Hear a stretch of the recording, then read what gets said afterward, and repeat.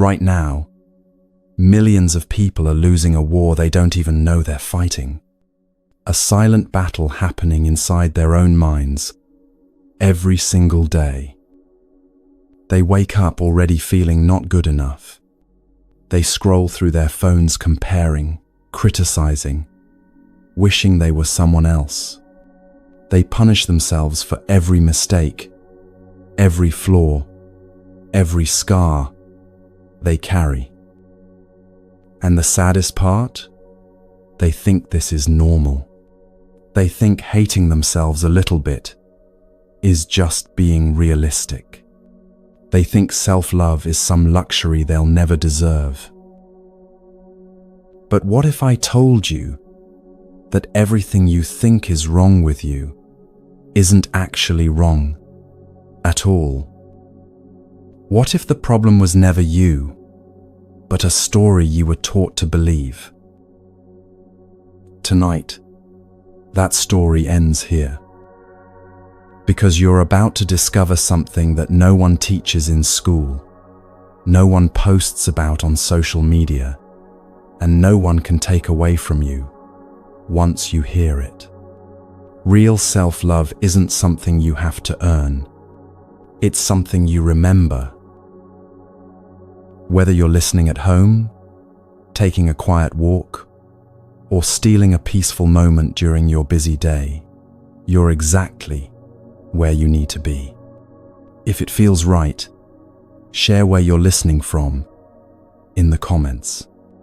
Maybe grab a warm drink, find your coziest spot, or simply let your shoulders drop as we begin this journey together. This isn't about fixing yourself. It's about remembering what was never broken.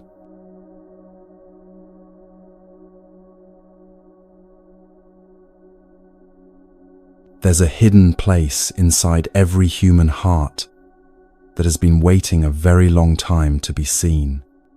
Not judged, not fixed, just seen. It's the part that broke the first time love was withheld. The part that tightened up the first time shame was thrown like a stone. It's not weak. It's not wrong.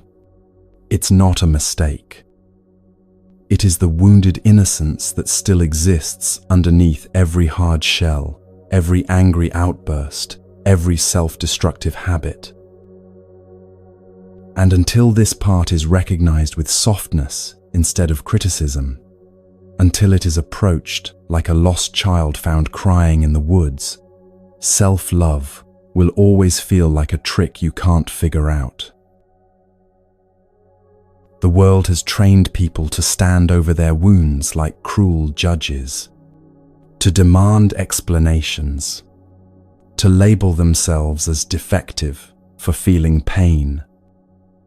But Buddhism teaches another way, a radical way, not to destroy the wounded self, not to deny it, but to sit beside it with open arms exactly as it is, without needing it to change first. Think about this for a moment. When did you first learn that your pain was something to be ashamed of? When did you first decide that the tender parts of yourself were too much, too sensitive, too broken to be loved?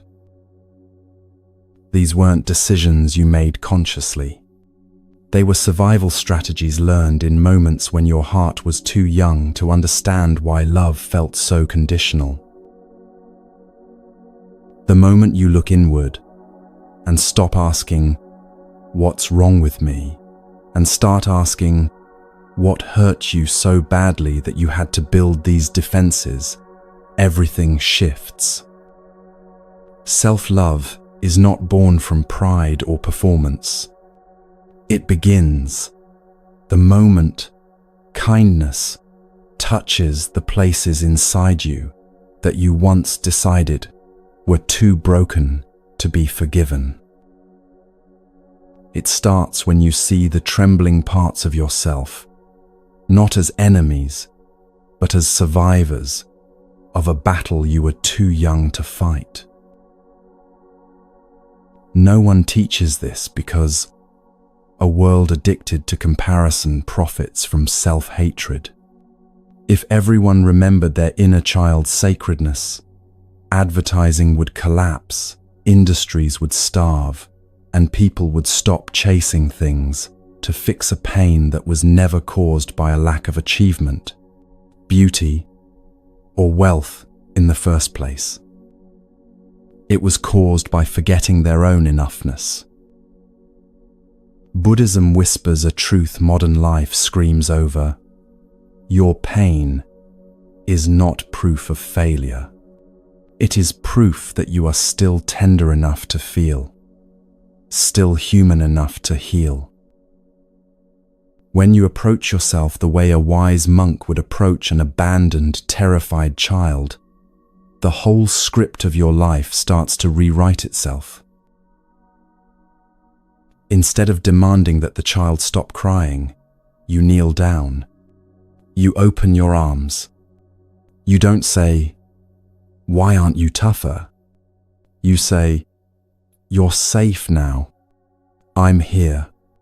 You don't have to be alone anymore." This is not weakness. This is the first real act of strength. And it is revolutionary. No guru, no success, no relationship will give you peace until you do this for yourself. Every self-sabotage is a cry from that child asking, "Will you finally listen to me?" Every time you numb, lash out, give up, it's not because you're hopeless. It's because there's a wounded innocence inside you that still thinks no one will come for it unless it's perfect. But you are not here to earn your own acceptance. You are here to reclaim it. One of the most sacred teachings of Buddhism is that suffering is not personal. It's not a punishment, not a condemnation. It's the natural outcome of forgetting the true nature of life and the true nature of yourself. That part of you that aches, that feels too much, that struggles, was never meant to be a reason for shame. It was meant to be an invitation back to your original softness, the unbreakable tenderness that existed before the world taught you otherwise. And when you meet that wounded place with kindness instead of judgment, you start undoing the karma of harshness that has been passed down for generations. You stop the cycle where it matters most, inside your own heart. Self-love begins with recognition, not repair. You don't need to fix what's hurt inside you before you deserve love. You need to see it, honor it, hold it as precious, just like a monk would hold a chipped bowl used for sacred offerings, seeing beauty in its cracks, not in spite of them.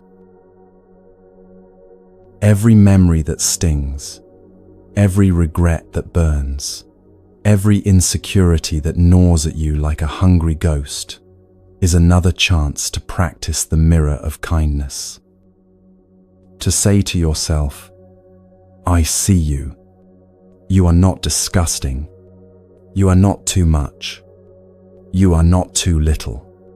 You are still worthy right now without conditions, without edits, without needing to explain your wounds or perform your worth." Many people fear that if they show themselves kindness, they'll become lazy, soft, selfish. That fear is not born from truth. It's born from a world that profits off your self-rejection. In reality, the more tenderness you show yourself, the stronger you become. Kindness doesn't weaken you. It wakes up your sleeping courage. It makes you more resilient, not less. Think of the greatest healers, the ones whose compassion changes lives. Were they weak, or were they the ones who turned their own pain into a bridge for others? It starts inside you with one decision, the decision to stop being the executioner of your own heart. If you were to meet a child who had been bullied, beaten down, made to feel worthless, would you demand that they toughen up before you held them? Of course not. You would drop everything, rush to them, and embrace them with everything you have. So why is it so hard to offer the same to the parts of yourself that still carry those bruises? Why do you demand strength before offering safety? Real strength is offering safety first. Real healing is offering love first. That is the mirror of kindness. That is the first gateway to real self-love. When the Buddha spoke of compassion, he was not speaking only of giving it to others. He was also speaking of giving it to the most difficult being you will ever meet, yourself. And not just when you're proud of yourself, not just when you succeed, not just when you're spiritual enough, but when you're messy, when you're lost, when you think you are the least deserving of forgiveness. That's when it matters most. That's when the seeds of true transformation are planted. Meeting yourself with judgment only deepens the original wound. Meeting yourself with kindness begins to close it slowly, gently, honestly. It won't happen overnight.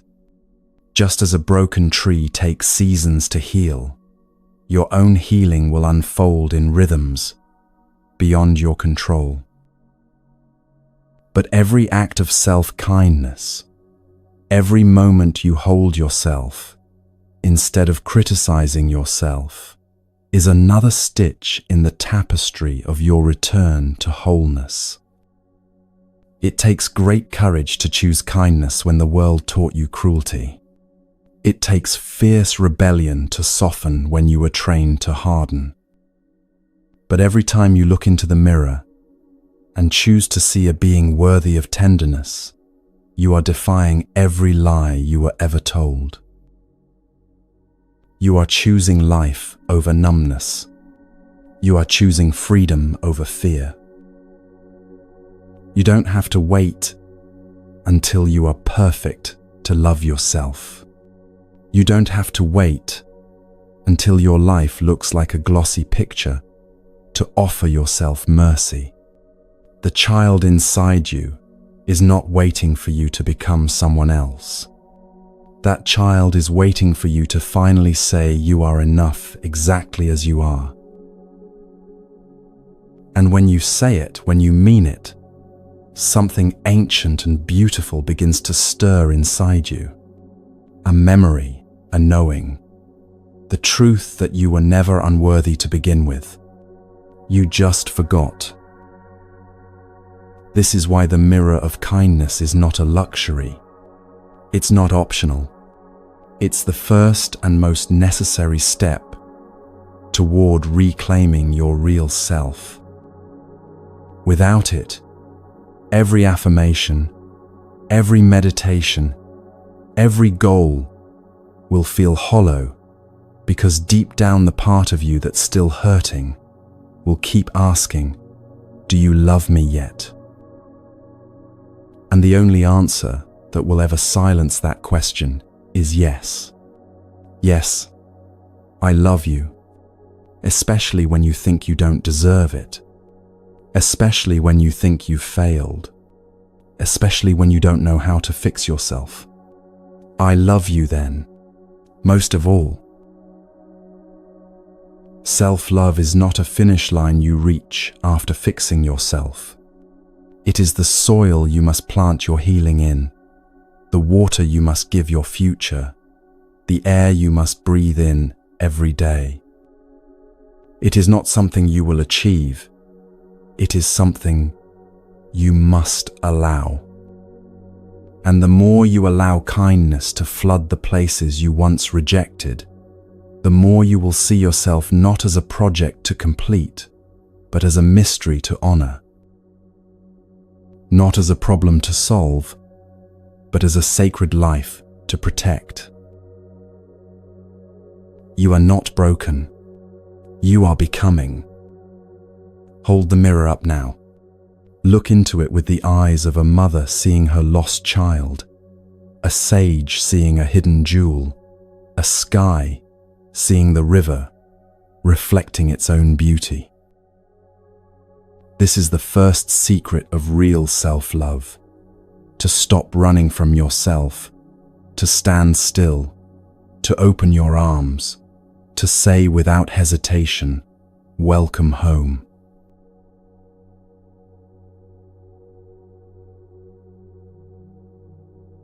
When you finally start seeing yourself through the mirror of kindness, something old and stubborn inside you may still resist. Not because you are doing it wrong, but because guilt has a long memory. Guilt is the shadow that clings to even the smallest steps of healing. It whispers that you don't deserve forgiveness, that some things can never be washed clean. And if you don't know how to meet that guilt, it can quietly strangle your newfound self-love before it ever fully blooms. That's why the next step matters even more. You don't fight guilt by arguing with it. You don't overpower it with logic. You dissolve it. You breathe through it. You melt it from the inside out. And tonight we learn exactly how. There is a kind of breathing that isn't about survival, but about liberation. Most people breathe only enough to stay alive, but not enough to heal. Their breaths are shallow, tight, trapped in the top of the chest, like small scared birds. And when guilt, shame, or regret show up, their breathing becomes even tighter, locking the pain deeper inside the body. Buddhism teaches that the breath is not just air. It is life itself, a bridge between the mind and the body, the past and the present. Every conscious breath is an invitation back to the truth that you are already free. But few people ever learn to accept that invitation. They stay locked in their stories of guilt, replaying old mistakes like broken records, punishing themselves for things that no longer exist except in memory. The breath that forgives is different. It's not a thinking process. It's not about analyzing the guilt, explaining it, justifying it. It's about meeting the heaviness inside your chest with something softer, deeper, older than guilt itself, your own living spirit. Guilt contracts. It closes. It suffocates.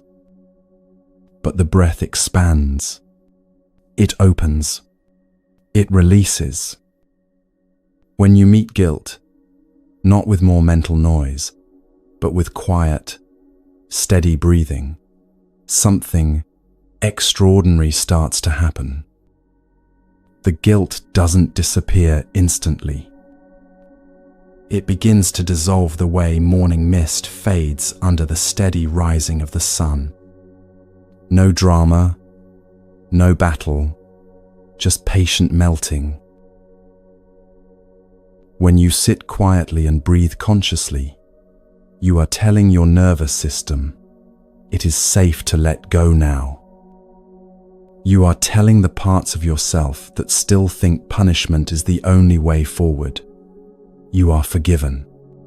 Even if you don't believe it yet, you are offering your own body a chance to unwind the thousands of tiny knots tied by shame and regret.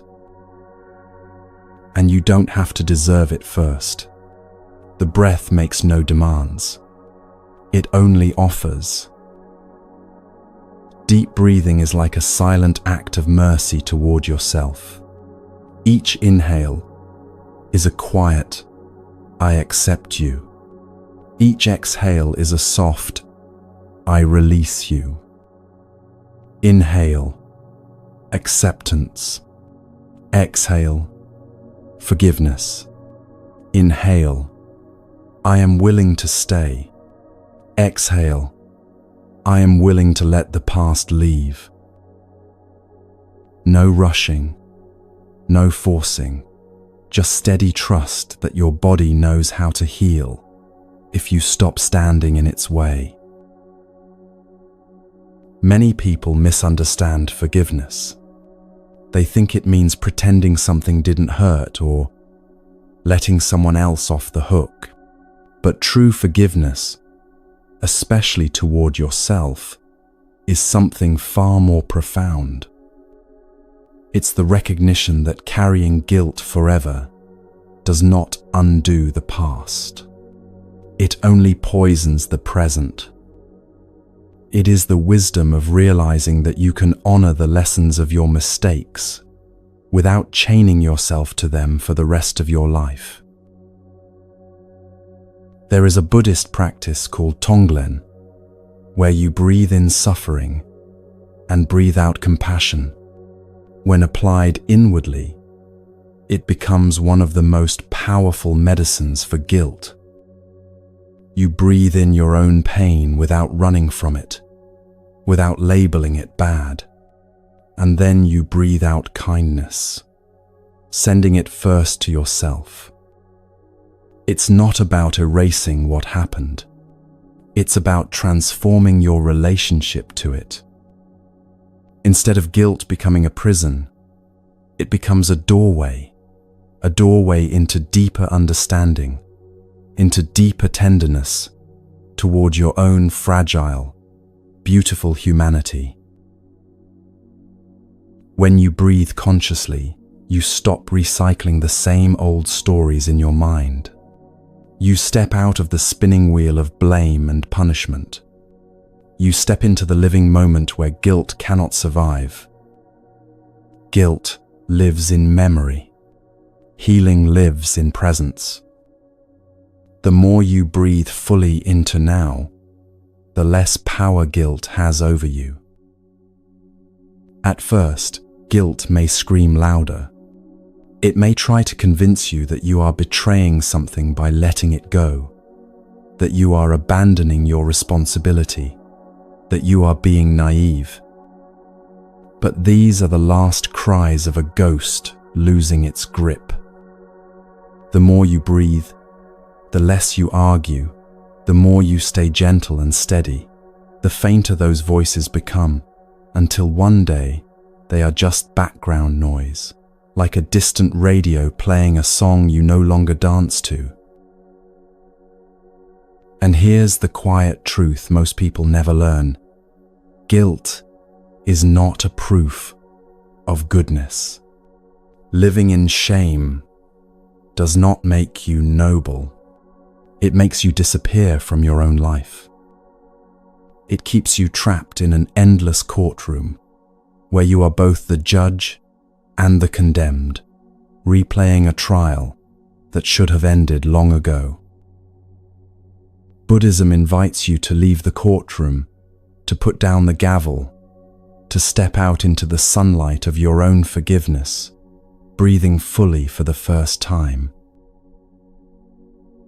If you sit quietly and place a hand on your chest and take one long, slow breath all the way down to your belly, you will feel something ancient inside you stirring.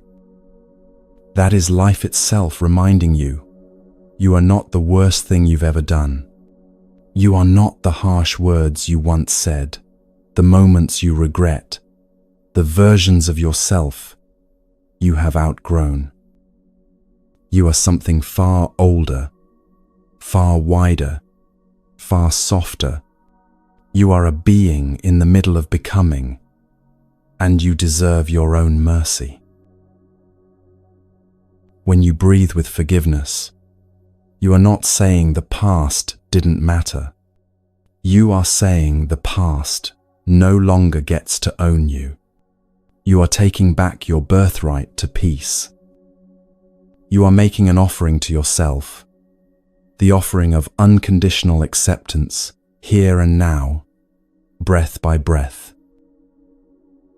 And there is another secret hidden in this practice. The more you learn to forgive yourself, the easier it becomes to forgive others. Because forgiveness is not really about fairness. It is about freedom. It is about choosing not to carry the burning coal of resentment in your own hands. Even when you believe someone else deserves punishment, especially when you believe that every moment you refuse to forgive, you are punishing yourself far more than anyone else. Deep breathing trains your body to remember what freedom feels like. The lightness, the openness, the absence of heaviness pressing down on your chest. It's not a theory. It's not an affirmation. It's a living experience.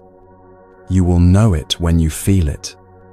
And the more you practice, the more natural it becomes. Forgiving yourself through breathing is the act of saying, I trust that my worth was never destroyed by my worst mistakes. I trust that even if I stumbled, even if I hurt others or myself, even if I made choices, I would undo in a heartbeat, if I could.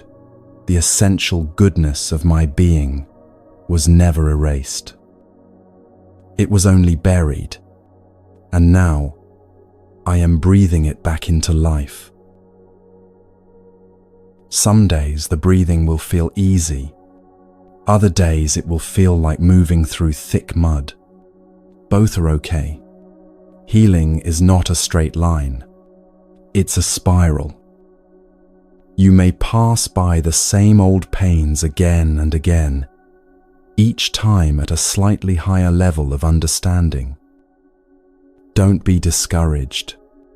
Don't judge yourself for feeling heavy. Breathe through it. Breathe anyway. Every breath is a small act of liberation, even if it doesn't feel heroic in the moment. Over time, you will notice something. You will notice that guilt no longer hijacks your days. That shame no longer controls your choices. That when the old voices of punishment rise up, you can meet them not with panic, but with breath, with patience, with kindness. And when that happens, you will know that you have not just learned a technique. You have changed the ground you walk on. You have changed the way you live inside your own skin. There is no life without mistakes. There is no love without loss. There is no growth without falling down. But there can be life after guilt. There can be love after regret. There can be a new beginning after every ending you thought would define you forever. Breathe that truth in now. Let it settle into the places inside you that are still tender, still uncertain, still afraid. And as you exhale, let it carry away some of the weight you were never meant to hold. One breath at a time, one moment at a time, until forgiveness is no longer a concept you struggle to reach. It is the quiet river you live inside. It is the silent yes your heart says to itself every time you breathe. You are not here to suffer forever for the past. You are here to return to your own wholeness. You are here to reclaim the joy that guilt tried to steal. You are here to be free. And it all begins, and it all continues with one simple revolutionary act: breathing yourself back to life.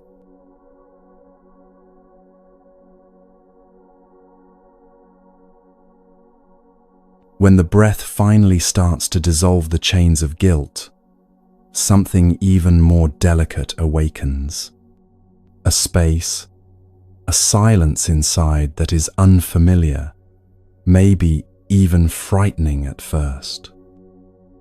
Because once the noise quiets down, what's left is the raw truth of your emotions. And many people have spent their entire lives either running from them or trying to fix them.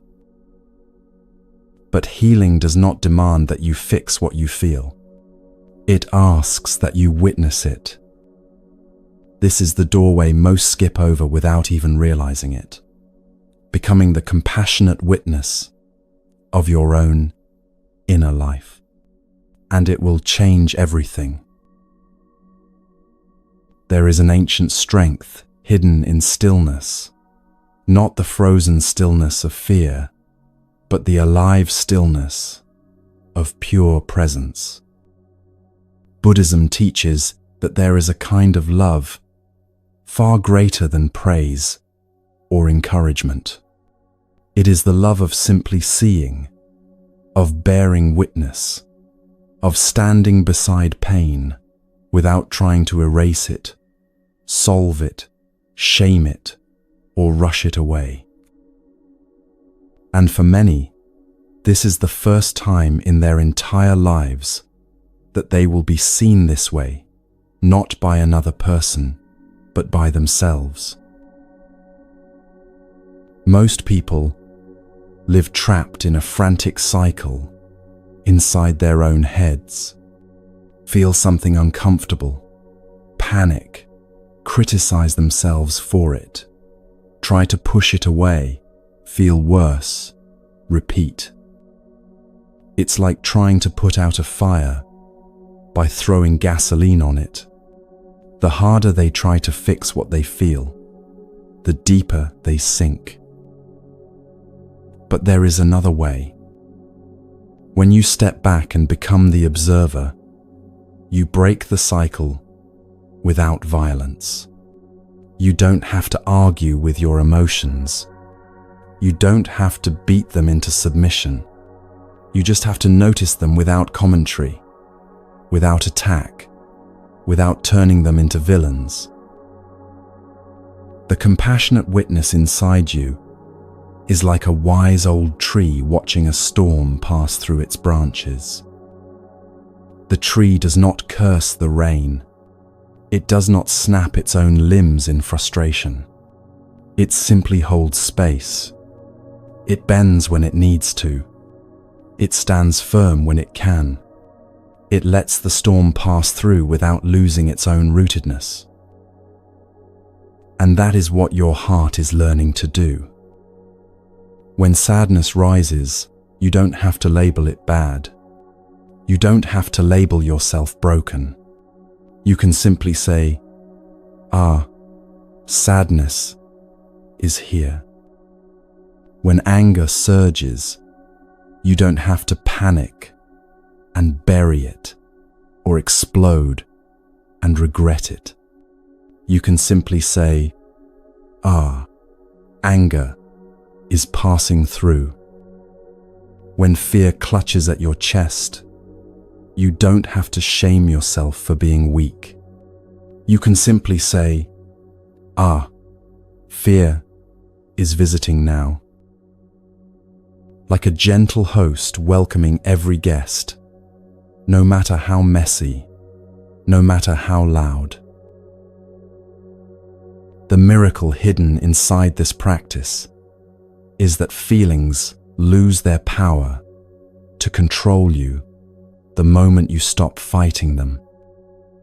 They peak, they pass, they dissolve without being forced, without being denied, without wrecking you.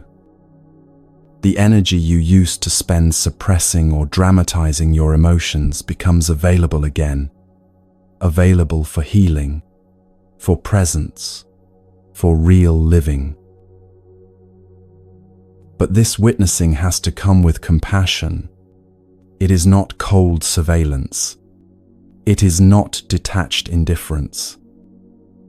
It is the warmth of saying to yourself, "You are allowed to feel this." It is the quiet voice inside that says, "You are not wrong for being human." And every time you offer yourself that kind of witnessing, you are building a new foundation of self-trust, one that doesn't collapse when life gets messy. Most people were taught to police their emotions instead of understanding them. Don't cry. Don't get angry.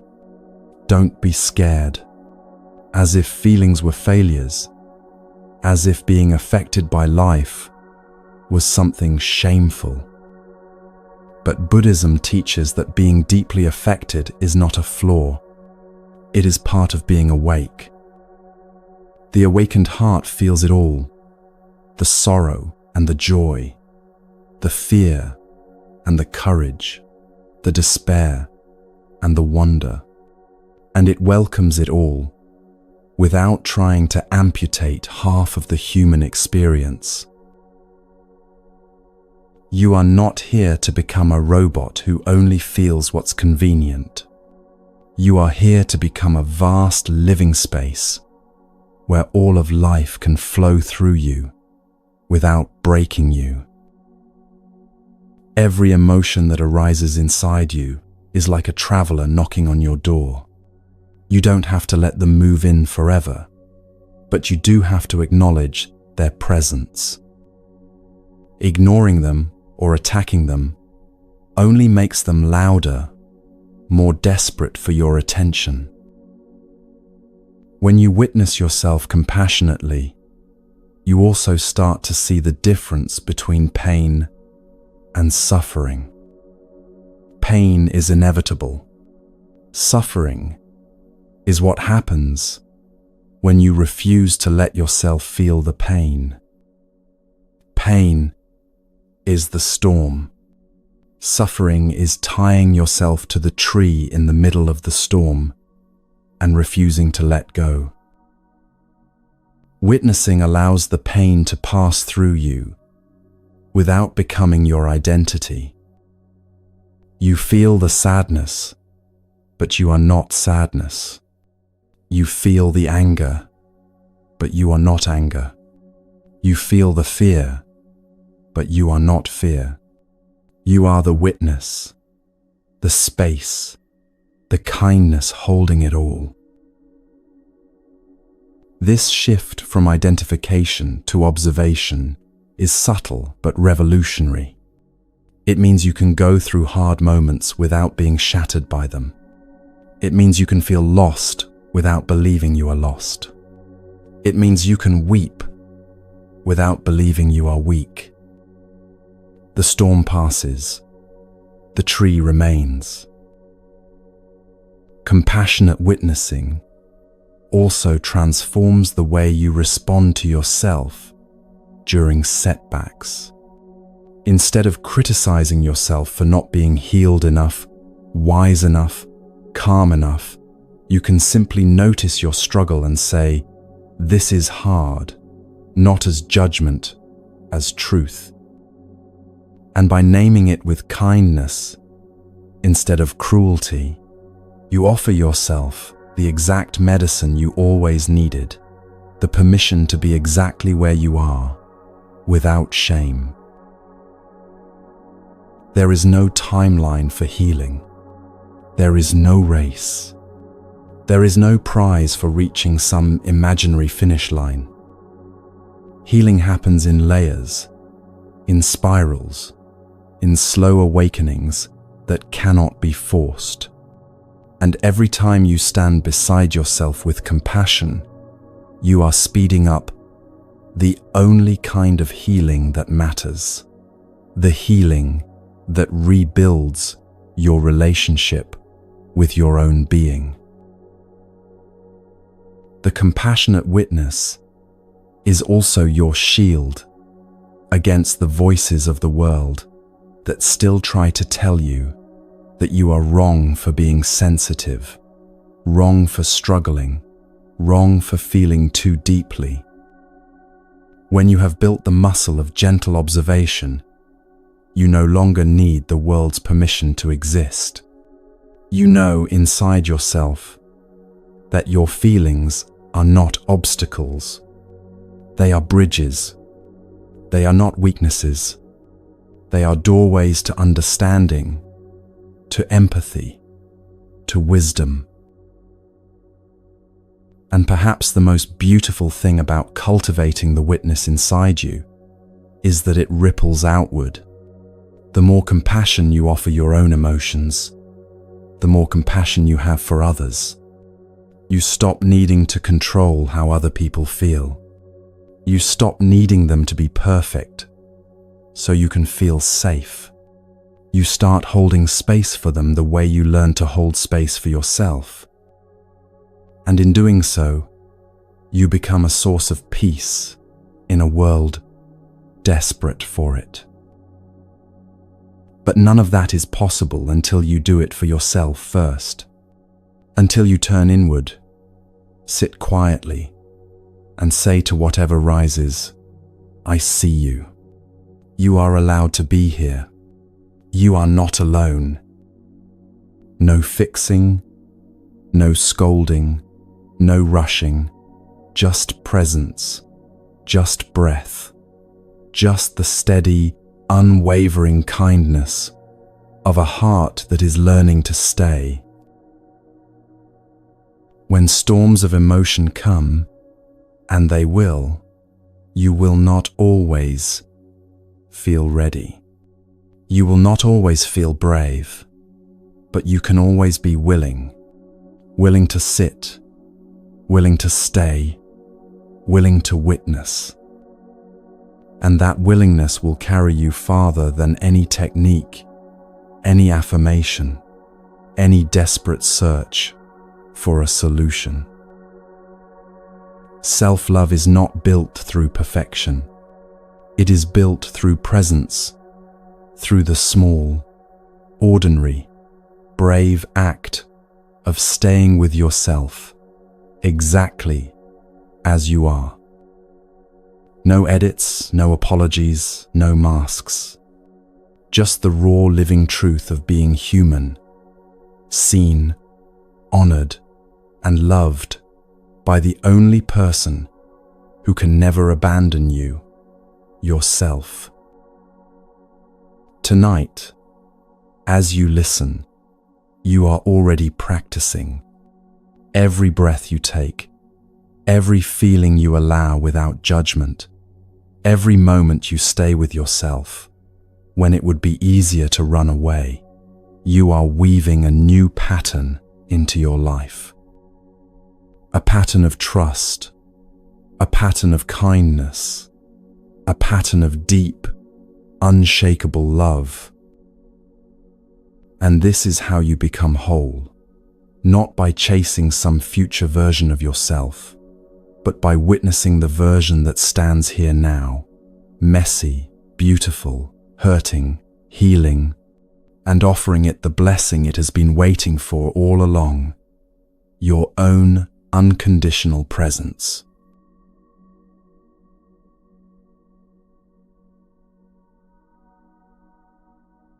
Once you learn how to witness yourself, without rushing to fix what you feel, a new kind of silence starts to grow inside you.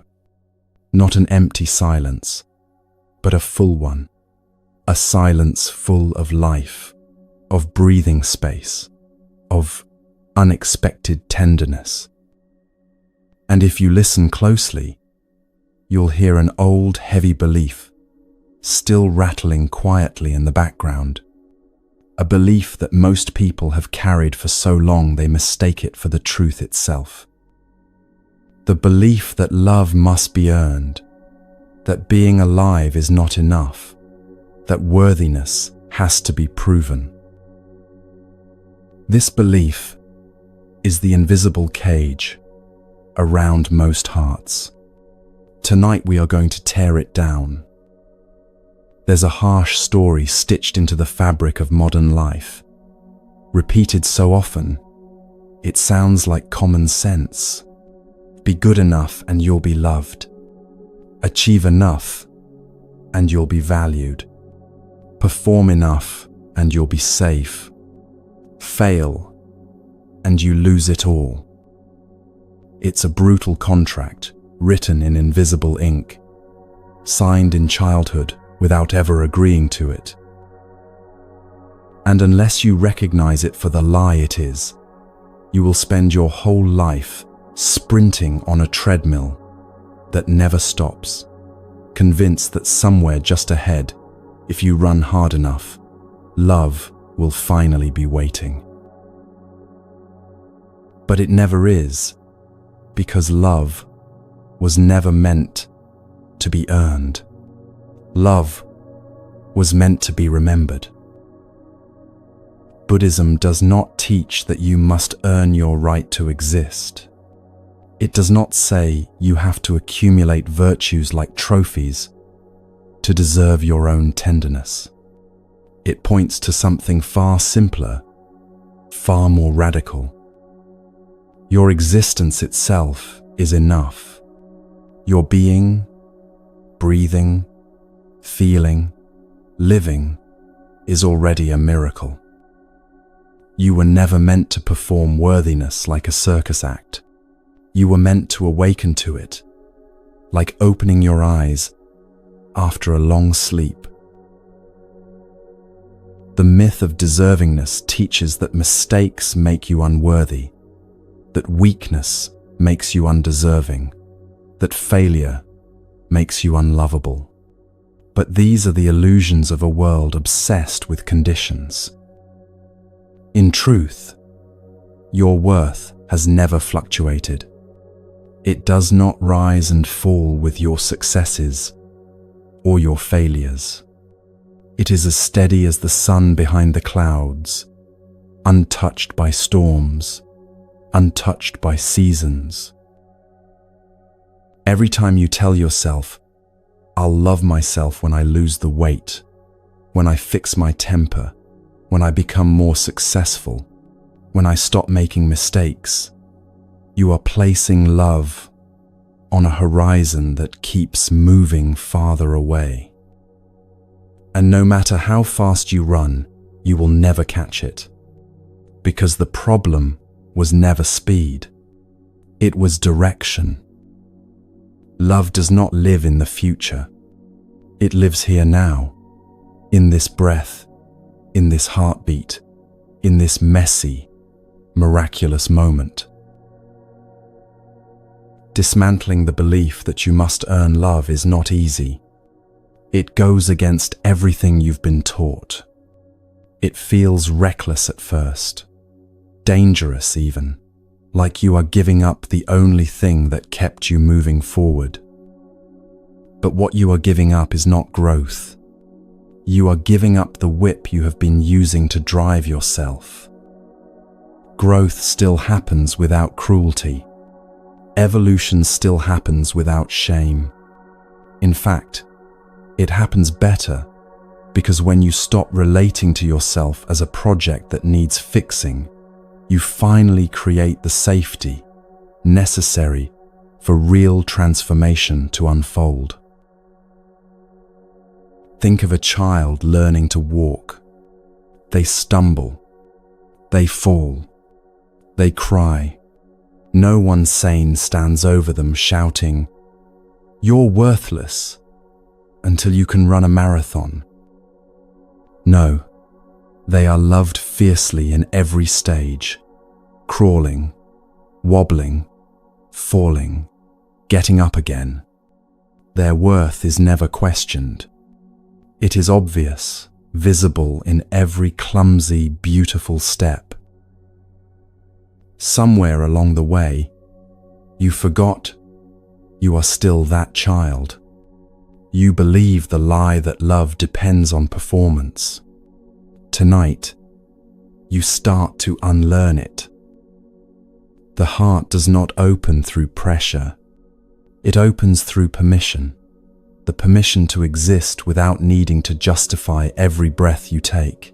The permission to matter even when you are ordinary, even when you are hurting, even when you are lost. Real self-love starts not when you achieve some ideal version of yourself, but when you drop the exhausting quest to become lovable and realize you always were. There will be a voice inside you that resists this. A voice that says, "But what about all the mistakes I made? What about the people I hurt? What about the things I still haven't fixed?" Listen closely. Recognizing your worth does not erase responsibility. It empowers it. When you love yourself without conditions, you are more capable of making amends where needed, more capable of changing harmful patterns. Not because you hate yourself into change, but because you love yourself enough to want better for yourself and for others. Conditional love creates fear-based change, temporary and brittle. Unconditional love creates true change, rooted in stability, compassion, and long-term vision.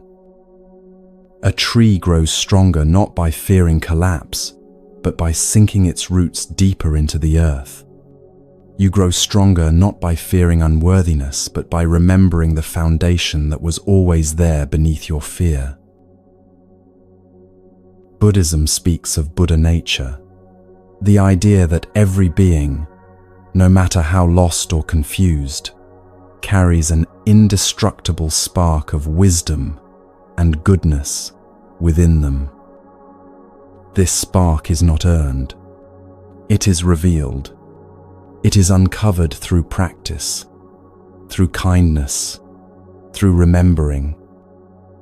And the first step to uncovering your own Buddha nature is letting go of the belief that you need to earn what you already are. You were worthy before you spoke your first word, before you achieved anything, before you failed anything, before you understood anything. And you are worthy now, no matter how tangled your life feels. No mistake, no regret, no wound can erase that. Undoing the myth of deservingness also changes the way you relate to others.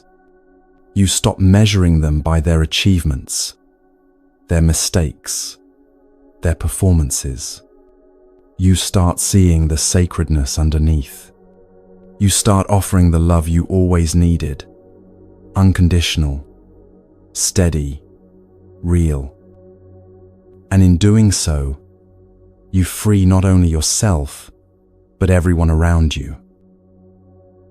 It takes practice to live this way, to catch yourself when you start slipping back into the old mindset of earning love, to stop treating self-care, rest, joy, and kindness as rewards you have to win, and start treating them as rights you were born with.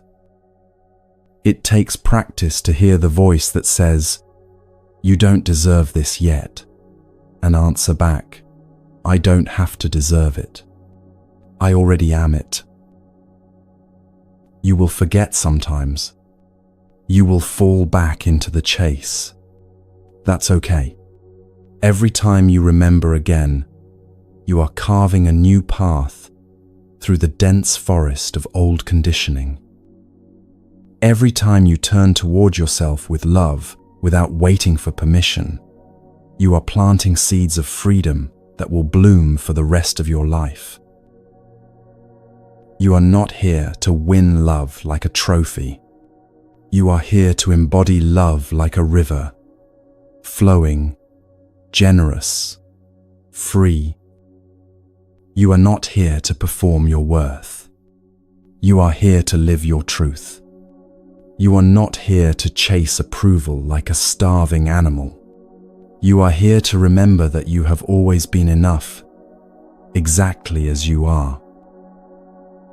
The next time you catch yourself thinking, "I'll feel better about myself when," stop, breathe, look around.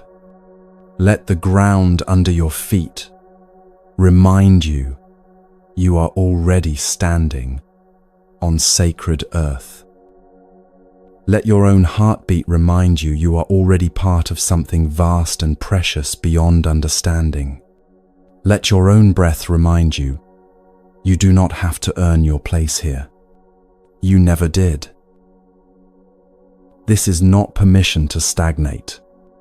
This is permission to grow from love instead of from fear, to move toward your highest self, not because you are terrified of being unworthy, but because you are excited to express the fullness of who you already are. That is the only sustainable fuel for a life of true joy. The myth of deservingness is one of the deepest poisons inside the human spirit, and dismantling it will take time, patience, courage. But every step you take away from that old lie and toward the truth of your unconditional worth is a revolution. It is a rejection of everything that ever tried to convince you that you had to earn your right to breathe, to hope, to dream, to love. You are not a product to be polished until acceptable. You are not a mistake that needs constant correction. You are a living, breathing miracle still unfolding.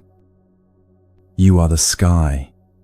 The clouds passing through are just stories, stories you can watch, stories you can let go. Right now, in this moment, let your whole being soak in this truth. Let it sink into your bones. You do not have to earn rest. You do not have to earn peace. You do not have to earn love. You are allowed to have it. You were allowed all along. There is nothing left to chase. There is only everything left to receive.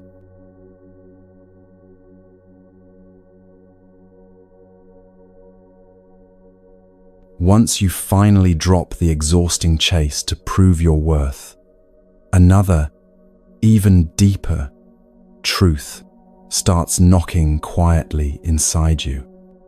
It asks a question few dare to answer honestly. If you are already enough, if you no longer have to earn love, can you also stop fighting your own body? Not just tolerate it, not just accept it as a necessary inconvenience, but love it, honor it, revere it. This next step is where real freedom begins, and it's where most turn back, afraid to face what they've been trained to hate about themselves. But you will not turn back. You are ready now to enter the temple. Your body is not a mistake. It never was. It is not a failed project that needs endless remodeling. It is not an embarrassment to hide. It is not a problem to solve. It is the living, breathing vessel that has carried you through everything, every heartbreak, every victory, every sleepless night, every laugh that shook your ribs, every tear you thought would drown you. This body has been your silent, loyal companion since before you had words to thank it. And tonight, you are going to start remembering how sacred that really is. The world around you will try to convince you otherwise. It will scream that your body must meet impossible standards before it deserves admiration. It will flood you with images of manufactured perfection. It will profit from your self-loathing. But Buddhism teaches that true seeing, true wisdom, pierces through the illusion. True seeing recognizes that aging is not decay, that scars are not shame, that weight, wrinkles, marks, asymmetries, all the so-called flaws, they are not accidents. They are stories written into your skin by life itself. They are the living history of your becoming. To love your body as it is, you must first unlearn the brutal way you have been taught to look at it.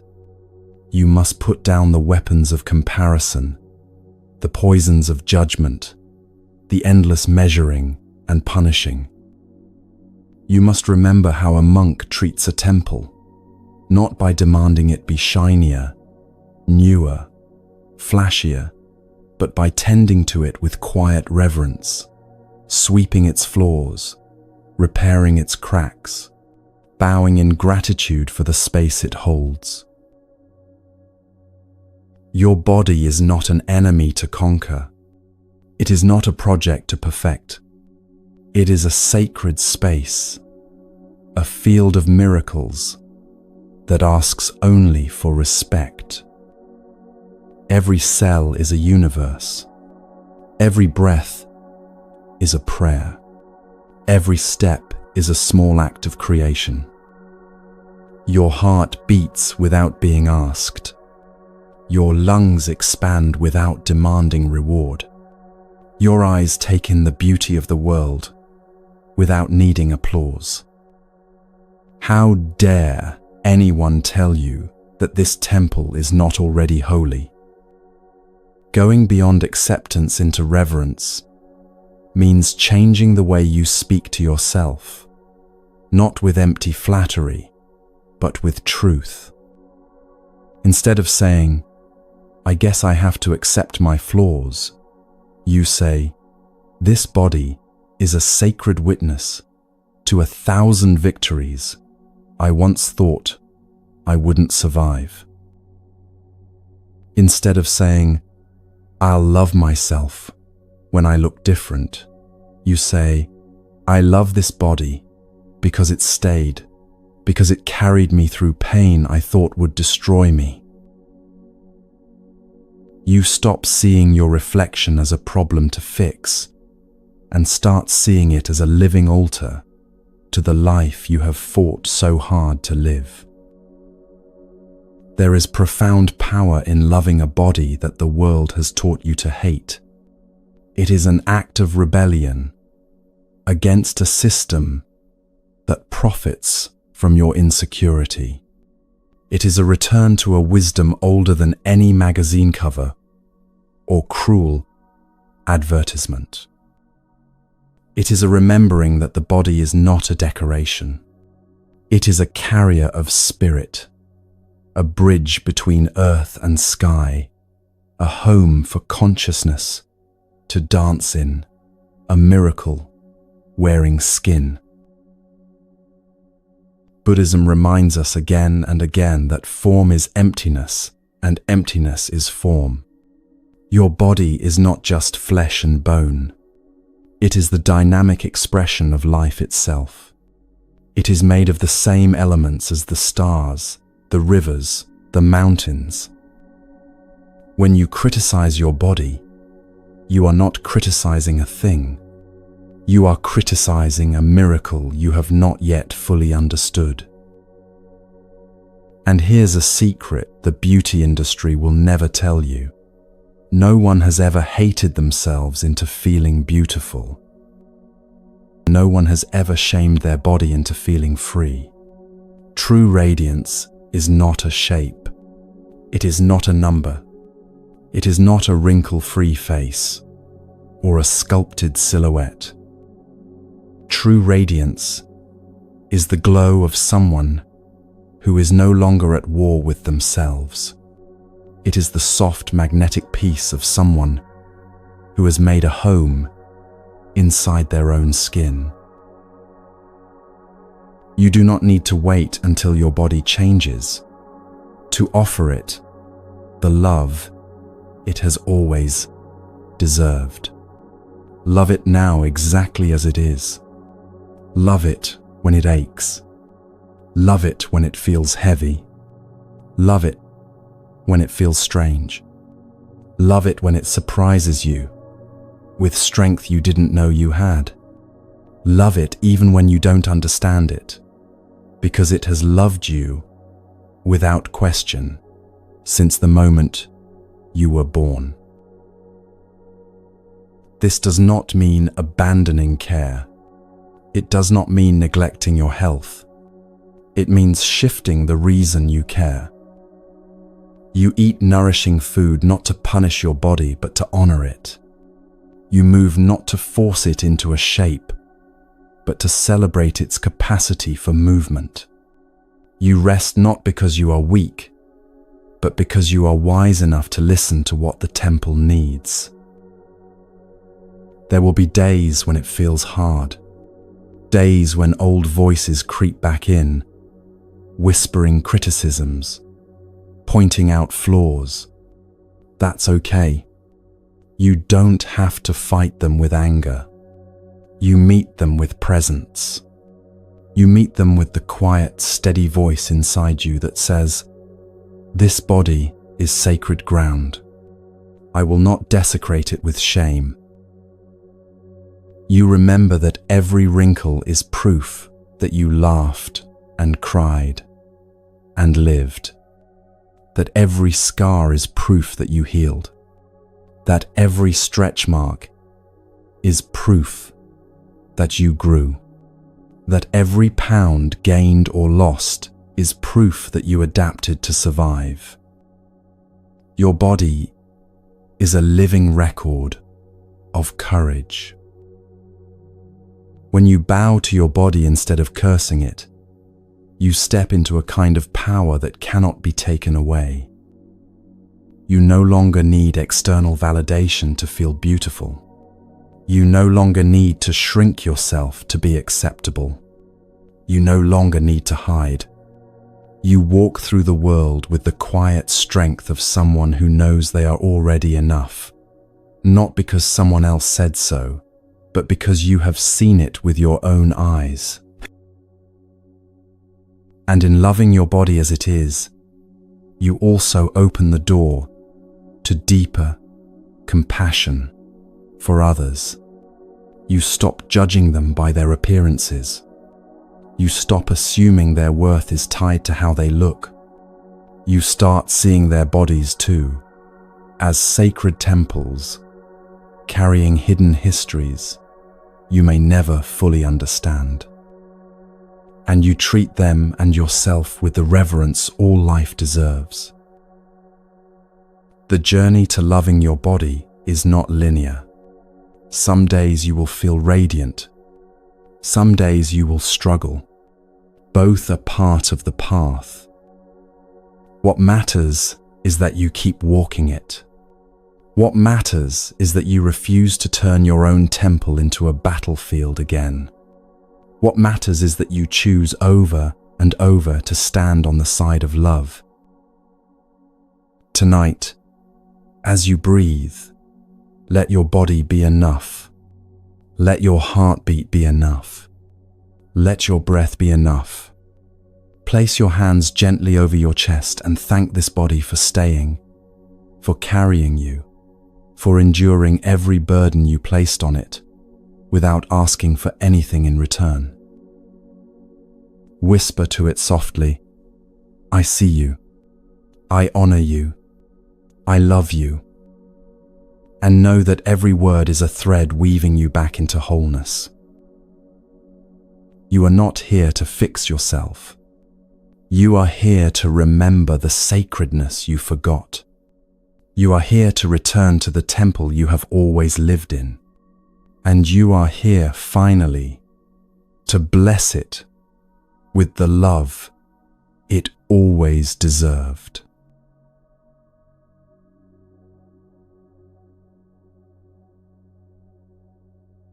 When you finally stop punishing your body and start seeing it as sacred, you begin to notice something even deeper, something that has been shaping your life from the shadows all along.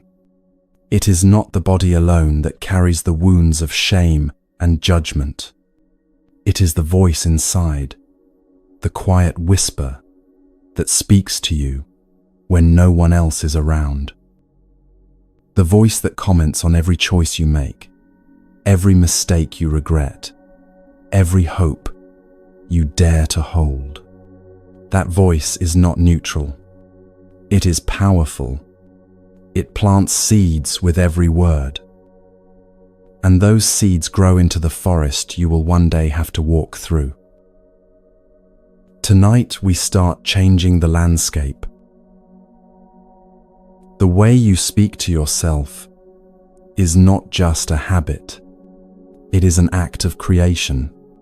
Buddhism teaches that every word, every thought, every intention leaves a trace. It is karma, not as punishment, but as planting.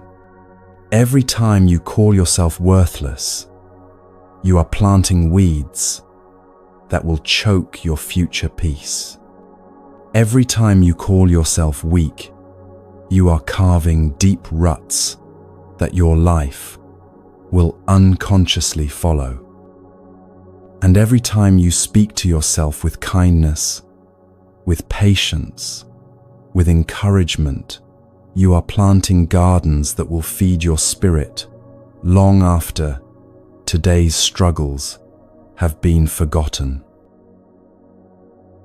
Your inner words are not harmless background noise. They are the architects of your future. They are the sculptors of your mood, your courage, your hope. And yet most people let their inner words run wild, fueled by old fears, old criticisms, old beliefs they never even chose for themselves. They speak to themselves in ways they would never speak to a friend. They whip themselves with sentences sharpened over years of invisible battles. And then they wonder why peace feels so far away. Tonight you are going to start listening more carefully, not with judgment, not with panic, but with curiosity. What are you planting with your inner voice? What kind of forest are you building inside your mind? Is it a place where your spirit can rest, grow, and thrive? Or is it a thorny, tangled prison where you are your own jailer? Changing your self-talk is not about repeating shallow affirmations you don't believe. It's about seeing clearly. It's about noticing the hidden assumptions underneath your thoughts. It's about interrupting the autopilot of cruelty you have been taught to call normal. It's about choosing again and again to plant seeds that nourish instead of seeds that poison. When a harsh inner voice rises up, "You're such a failure. You're never going to change. You always mess things up." Don't try to argue with it at first. Just notice it. Witness it the way a monk watches a cloud pass across the sky. See how old it feels. See how heavy it sounds. Realize it is not the voice of truth. It is the echo of every wound you never deserved. Once you notice it, you can begin to change it, gently, persistently, like pulling weeds, not with rage, but with steady hands. You catch the harsh voice, and you respond with something different, something kinder, something more true. You do not pretend the pain isn't there. You simply refuse to keep feeding it. Instead of, "I'm a failure," You say, I'm learning, and that takes courage. Instead of, I'll never change, you say, I am changing, even when it feels slow. Instead of, I always mess things up, you say, I am doing my best, and that is enough for today. You are not lying to yourself.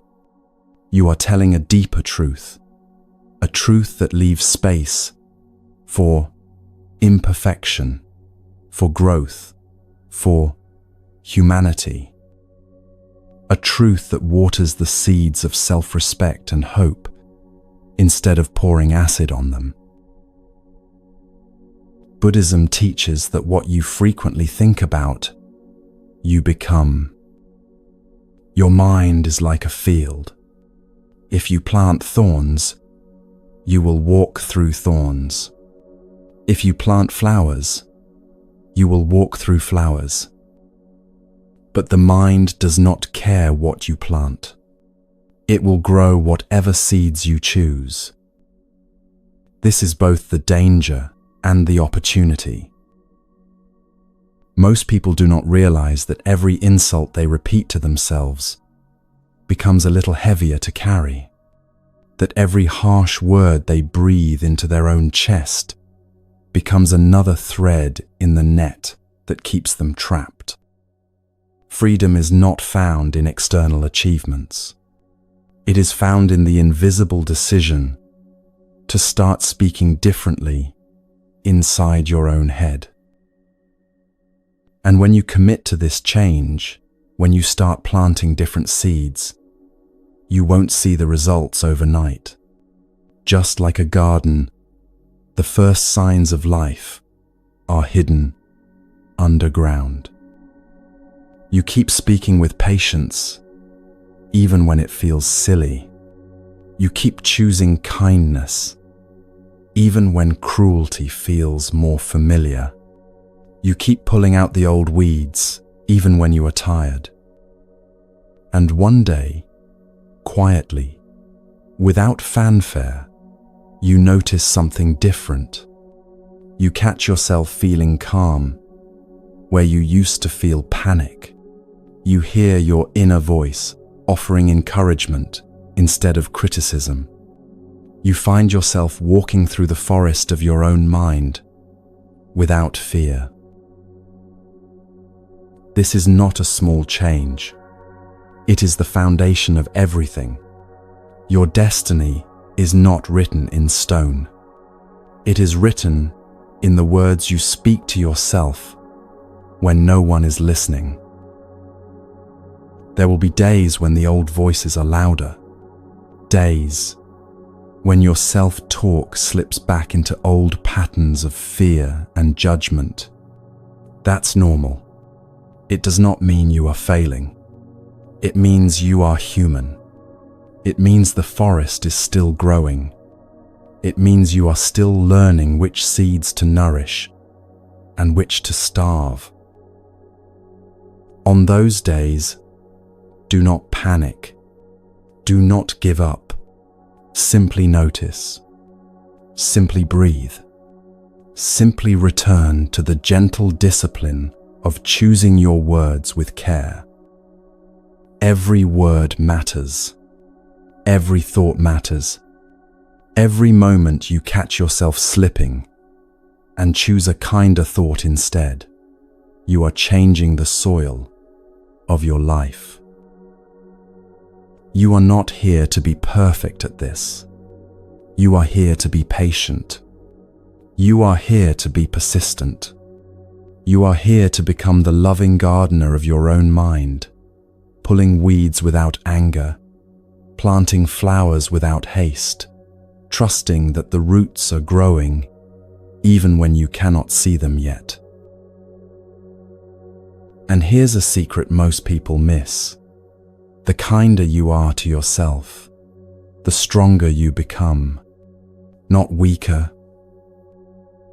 Because when your inner voice becomes your ally instead of your enemy, you no longer waste precious energy fighting yourself. You have that energy available for healing, for growing, for dreaming bigger than you ever thought possible. The karma of inner words is not abstract. It is immediate. It is cumulative. It is powerful beyond measure. Every time you tell yourself, "I am doing my best," you are planting resilience. Every time you tell yourself, "It's okay to rest," you are planting sustainability. Every time you tell yourself, "I deserve love," you are planting the roots of unshakable peace. You are not stuck with the inner landscape you inherited. You are not doomed to live inside the echoes of other people's cruelty. You have the power to become the architect of a different future, not by forcing yourself to think only positive thoughts, but by gently, steadily replacing the language of fear with the language of love. And as your inner words change, so will your life. Slowly at first, then with breathtaking speed, you will notice opportunities where you once saw only obstacles. You will feel courage where you once felt only hesitation. You will begin to trust that you are allowed to exist fully, even with your flaws, even with your fears, even with your unfinishedness, because the forest inside you is always listening. And tonight you are planting something new, something beautiful, something that will grow taller and stronger than you can imagine. All because you chose in 1,000 small, invisible moments to speak to yourself as if you were worthy. Because you are. You always were. And now you are learning how to say it and believe it.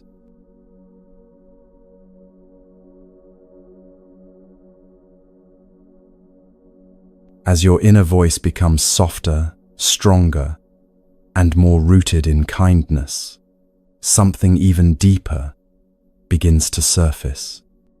Old echoes, quiet regrets, moments when you abandoned yourself, when you stayed silent instead of speaking your truth, when you ignored your own needs to please others, when you looked away from your own pain to avoid discomfort. These moments do not disappear just because you start speaking kindly now. They wait. They linger. They ask for something you may not have known how to give before. An apology. Not the dramatic kind filled with guilt and self-attack. A silent, sacred kind. A reconciliation between you and your own being. Tonight you will finally begin making peace with the parts of you that you left behind. There is a wound that grows every time you betray yourself. It doesn't scream. It doesn't demand attention. It quietly hardens. It quietly builds walls. It quietly teaches you to stop trusting yourself. And self-trust, once broken, does not return with promises alone. It returns with action, with humility, with acknowledgement. Buddhism teaches that true healing is not about pretending the break never happened. It is about turning toward it, bowing before it, offering the apology that was always needed but never spoken. Silent apologies to yourself are not weakness. They are strength. They are the courageous act of taking responsibility without punishment, of recognizing where you abandoned your own truth, and instead of whipping yourself for it, kneeling beside that wound and whispering, "I'm sorry I left you. I'm here now. The moments you betrayed yourself were not because you were evil or broken or stupid. They were survival strategies. You stayed silent to avoid rejection. You hid your truth to feel safe.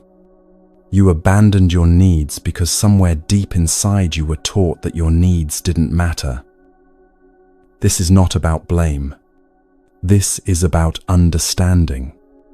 And from understanding, real forgiveness can bloom. The silent apology practice is simple, but not easy. You sit quietly. You breathe.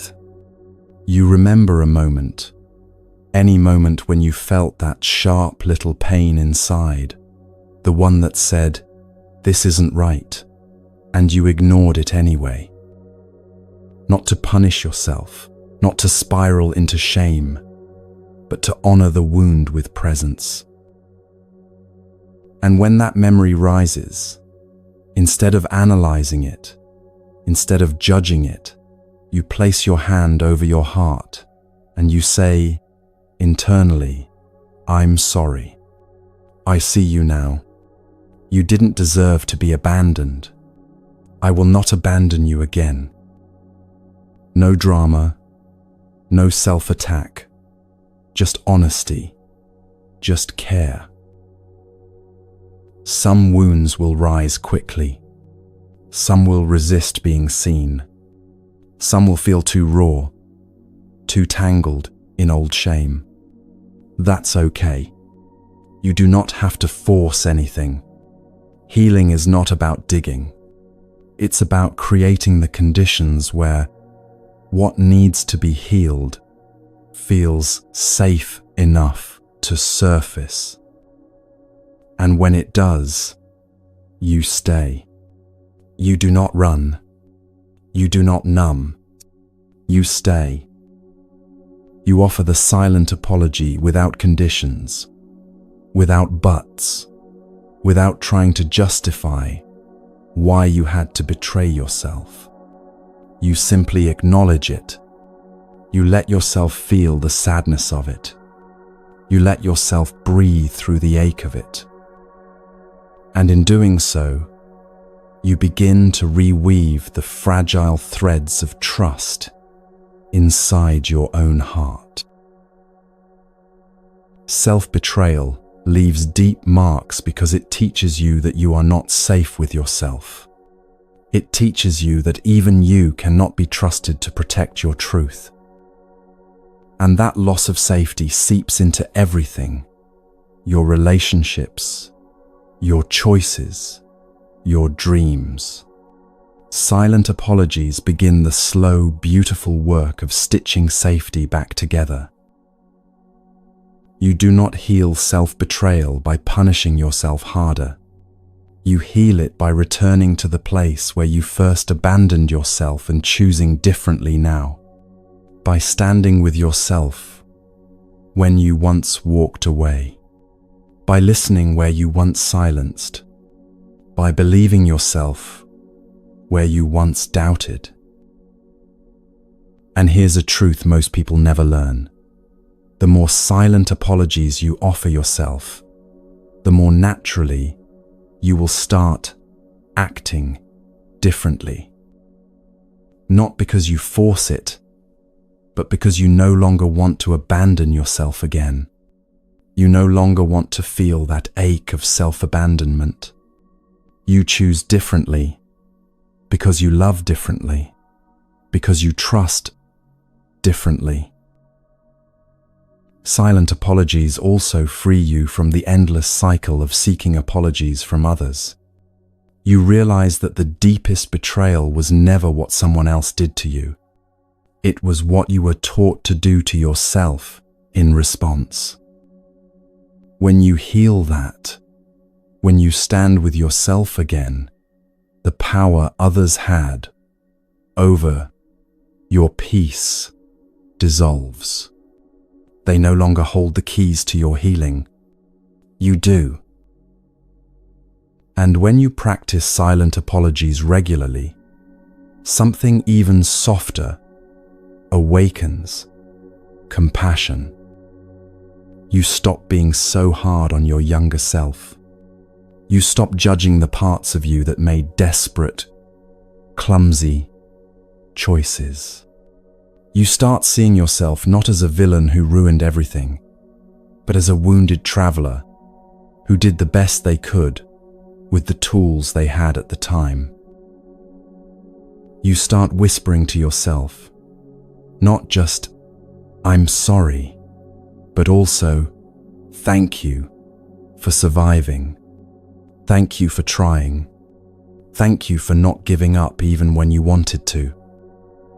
And with every whisper, with every breath of forgiveness, the walls inside you start to soften. The hardness you thought was permanent begins to melt. The spaces you thought were too broken to heal begin to glow quietly from within. There is no right timeline for this. Some wounds will need many silent apologies before they start to loosen. Some will need just one honest moment of presence. Trust the process. Trust the wisdom of your own heart. Healing moves at the speed of trust, not at the speed of your impatience. And do not be surprised if along the way you grieve. Grieving is not failure. It is a sacred part of healing. You are mourning the times you did not know how to stand up for yourself. You are mourning the lost chances, the silenced truths, the years you spent chasing love outside yourself because you didn't know how to give it inside. Let the grief come. Let it wash through you. Every tear is another silent apology finding its way home. This practice also redefines what strength means. Strength is not never betraying yourself again. Strength is noticing faster when you do. Strength is choosing to return over and over without shame, without harshness. Strength is saying, "I may have left myself before, but today I choose differently." And over time, you will notice that the spaces where you once felt hollow and ashamed are now filled with quiet resilience. That the parts of you you once wanted to hide are now places of tenderness, wisdom, and beauty. That self-betrayal no longer feels inevitable. It feels foreign. It feels impossible because you have become someone who stands with yourself, no matter what. There will still be temptations, moments when it feels easier to silence your truth, to fit in, to shrink yourself, to avoid conflict. That's human. That's normal. But now you will recognize the cost. Now you will feel the tug of loyalty to yourself stronger than the pull of fear. Now you will choose more often than not to stay true.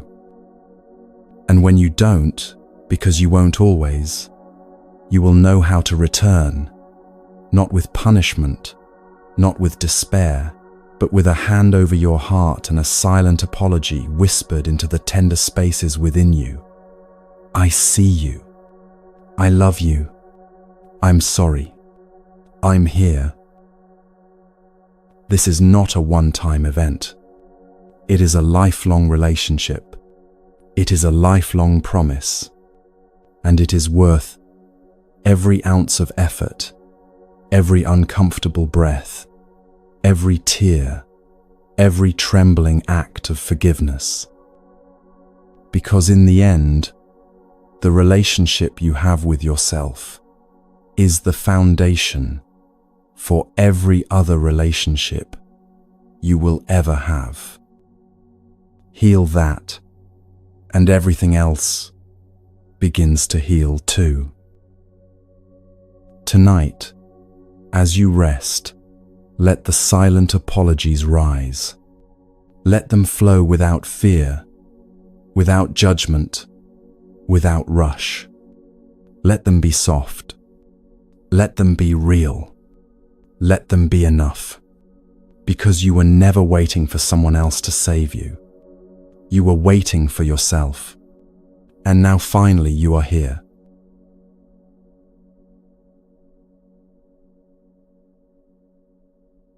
As you begin to offer yourself silent apologies and heal the fractures left by old betrayals, another tender reality comes into focus. You realize there are parts of your life that still ache, chapters that were never neatly closed, stories that did not end with the perfect resolution, wounds that still throb quietly beneath the surface, even after years have passed. And you realize that no amount of fixing, forcing, or rushing has made them disappear because they were never meant to be erased. They were meant to be loved as they are, unfinished, raw, imperfect, alive. Tonight we enter one of the hardest and most sacred practices of all, sitting with the unfinished stories, without trying to rewrite them, learning to love what is still healing, instead of trying to make it disappear. There is a deep hunger in the human heart for closure, for neat endings, for perfect redemption arcs. It's the hunger that drives people to replay conversations 1,000 times in their minds, wishing they had said something different. It's the hunger that fuels sleepless nights filled with what-ifs and if-onlys. It's the hunger that whispers, "You cannot be at peace until everything is resolved." But Buddhism teaches a different wisdom. It teaches that life itself is an unfinished story. That peace does not come from tying up every loose end. It comes from learning how to sit beside the mess with open arms and say, "Even this belongs." Not every pain will make sense. Not every heartbreak will be explained. Not every dream will come true. Not every relationship will be repaired. Not every wrong will be made right. And if you wait for those things before allowing yourself to feel whole, you will wait forever. Wholeness does not come from perfect outcomes. It comes from presence. It comes from the radical act of loving what is still wounded, what is still confused, what is still incomplete. Sitting with unfinished stories means resisting the urge to rush your healing just to feel comfortable again. It means letting grief unfold at its own pace. It means letting unanswered questions remain unanswered without torturing yourself for clarity. It means letting regret breathe without trying to strangle it into silence. It means sitting with the parts of you that are still bleeding and saying, "You don't have to be healed to be loved." This kind of sitting is not passive.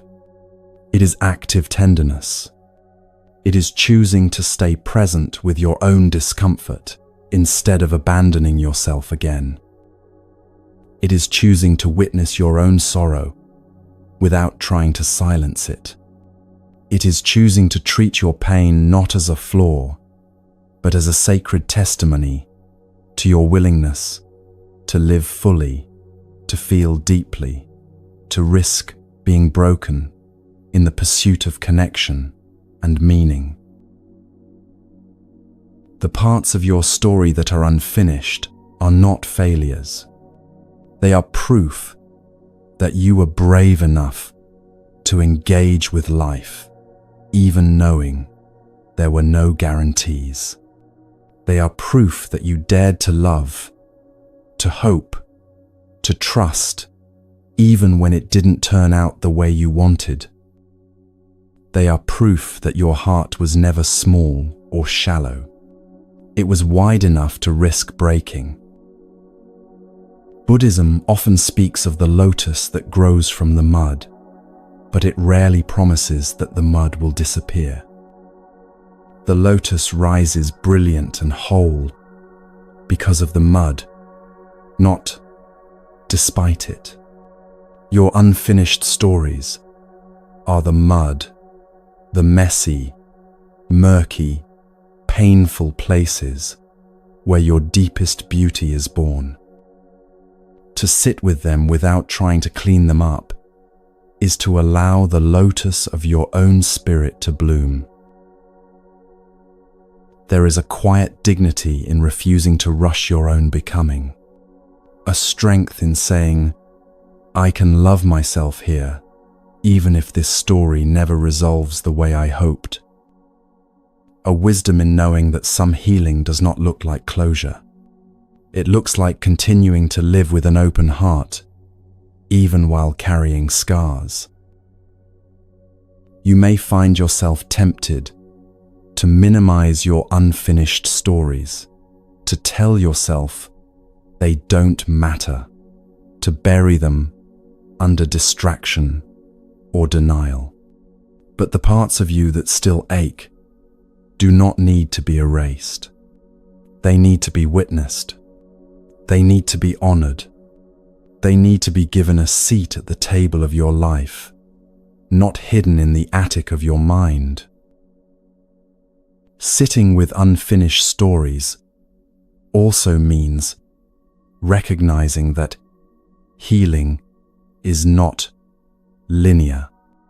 Some days you will feel free, light, almost untouched by the old pain. Other days the ache will flare up as if no time has passed at all. Neither state means you are failing. Healing moves in spirals, not straight lines. Every revisit is an opportunity to sit more deeply, to love more fully, to stay more bravely. And here's a truth the world rarely speaks. It is not the people who have closed every chapter perfectly who are the most alive. It is the people who have learned to carry their open wounds with grace. It is the people who have accepted that life is a series of beginnings, middles, and not always endings. It is the people who can sit in the mystery without needing to solve it. When you practice sitting with your unfinished stories, you stop needing to force yourself into artificial narratives of triumph. You stop needing to pretend that everything happens for a reason you can immediately understand. You stop needing to package your pain into something palatable for others. You allow your story to be as messy, as tender, as incomplete as it is, and you love it there. This practice also invites a profound humility. It reminds you that you are not the sole author of your life, that some stories remain open because they were never yours alone to close, that forgiveness sometimes happens silently long after words are possible, that understanding sometimes blooms years after confusion first rooted itself, that love sometimes lingers even after goodbye. You are not weak because you have unfinished stories. You are human. You are courageous for choosing to stay connected to your own heart even when it hurts. You are wise for recognizing that some questions will echo unanswered and that your worth does not depend on silencing them. Tonight, as you breathe, let yourself sit with whatever is still aching. Let yourself hold the stories that do not have tidy endings. Let yourself love the parts of your life that feel unresolved. Whisper to them, not with impatience, but with tenderness. You are not a mistake. You are part of my sacred becoming. And trust, even if you cannot see it yet, that sitting with your unfinished stories is shaping you into someone softer, stronger, deeper than you could ever have become if everything had gone exactly as you once planned. You are not broken because your healing is incomplete. You are beautiful because you are willing to keep loving yourself through every unfinished chapter. You are the story still being written, and that is more than enough.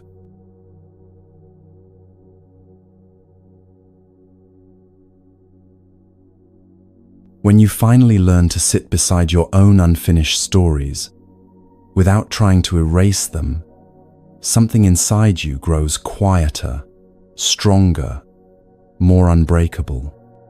You stop looking for neat endings.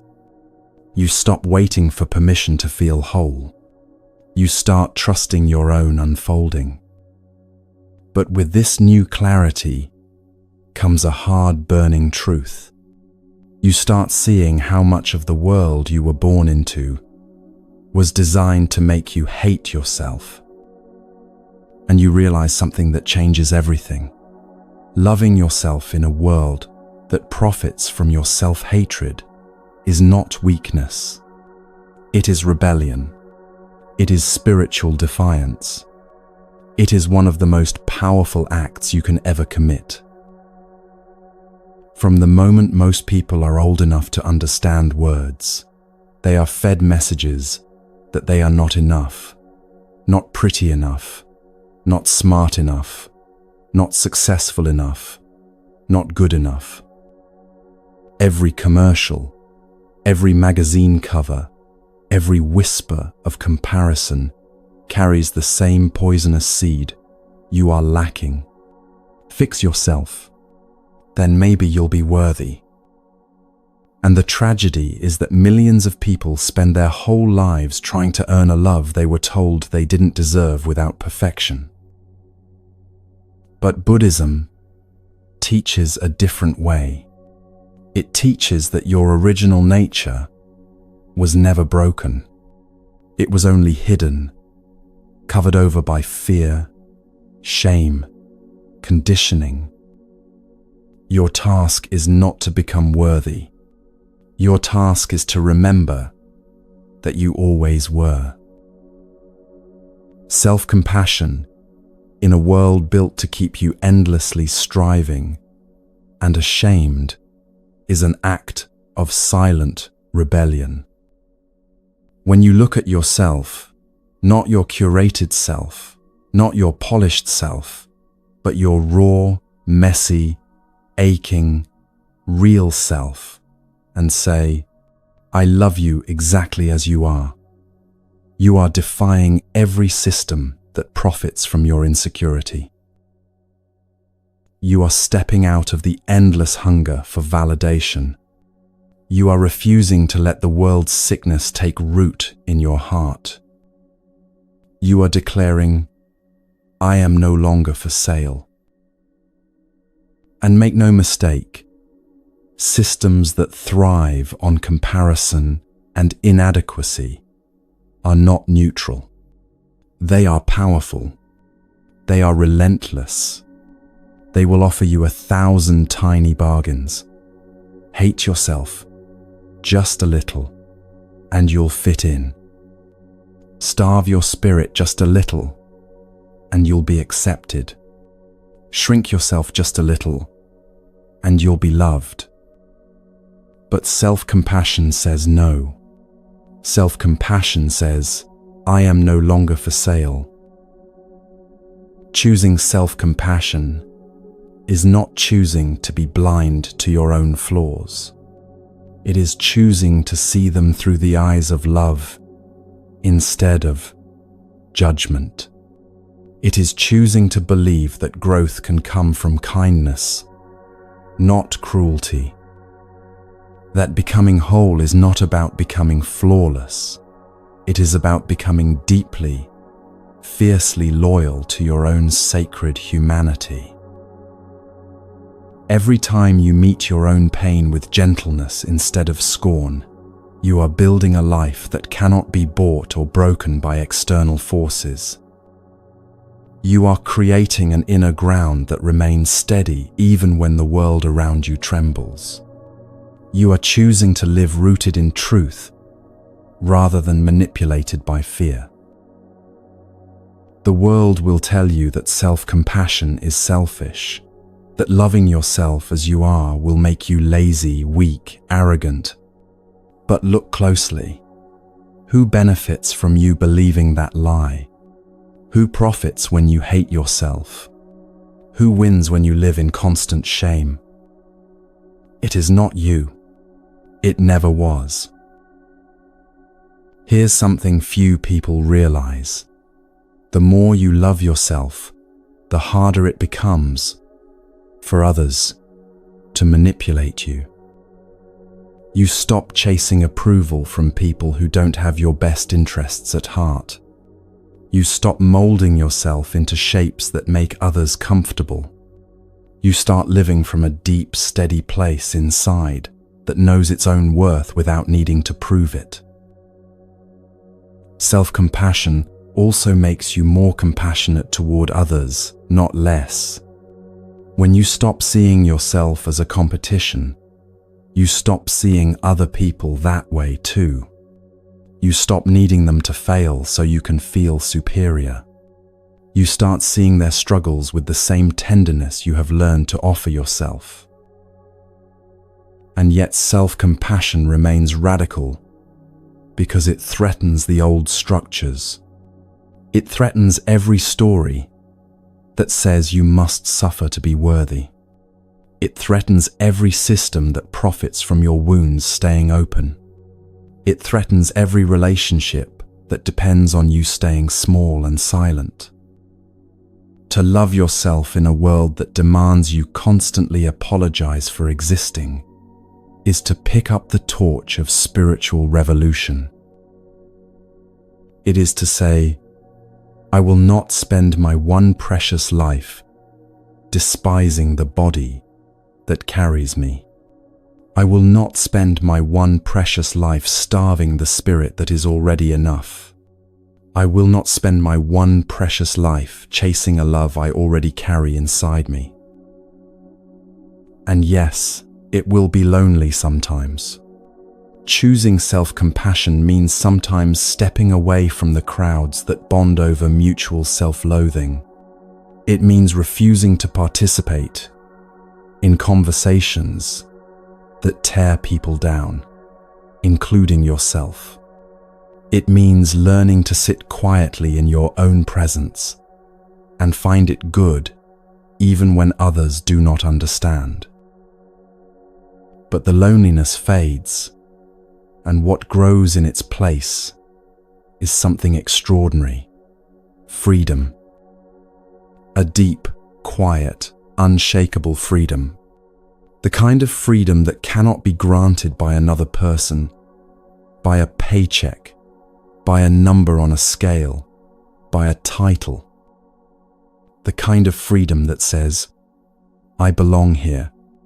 I belong to myself. Choosing self-compassion does not mean you stop striving to grow. It means you stop striving from fear. You start growing from love. You start creating not to prove your worth, but to express it. You start dreaming not because you are inadequate, but because you are overflowing. And every time you choose compassion over cruelty, every time you choose mercy over judgment, every time you choose tenderness over punishment, you are not just changing your own life. You are quietly, invisibly changing the world, because a person at peace with themselves is a powerful force. A person who loves themselves is a beacon. A person who refuses to live in shame becomes a living reminder that another way is possible. Self-compassion is not passive. It is not naive. It is fierce. It is disciplined. It is an act of everyday courage. And it demands everything you have been taught to fear: vulnerability, softness, imperfection, presence. But it gives back everything you have spent your life searching for: peace, belonging, dignity, joy. Tonight, as you breathe and rest, let yourself feel the weight of this truth. You are not failing by being kind to yourself. You are rising. You are not weak for refusing to hate yourself into improvement. You are wise. You are not selfish for refusing to shrink into someone else's idea of worthiness. You are free.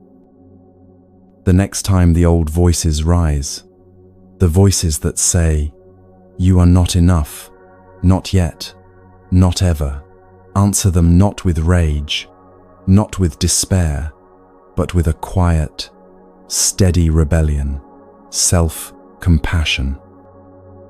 Speak to yourself as you would speak to a beloved friend standing at the edge of battle. Speak with gentleness.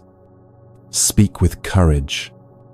Speak with unwavering loyalty to your own sacred heart. You are not here to be perfect. You are here to be whole. You are not here to be consumed. You are here to shine. You are not here to be small. You are here to take up the full space of your own existence, unapologetically, fiercely, tenderly. And it all begins not tomorrow, not someday, but now with the radical, rebellious, revolutionary act of loving yourself exactly as you are.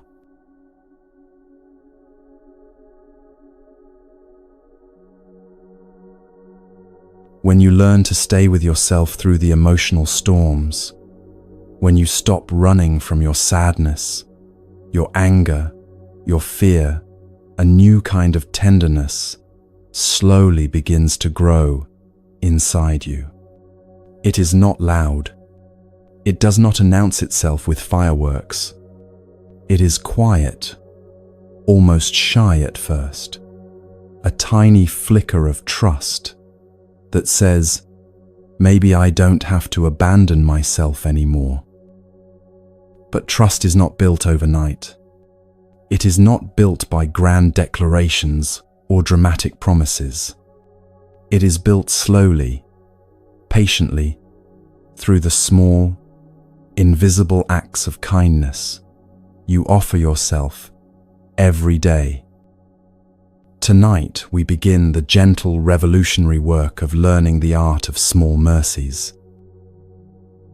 Self-trust is not rebuilt through lectures.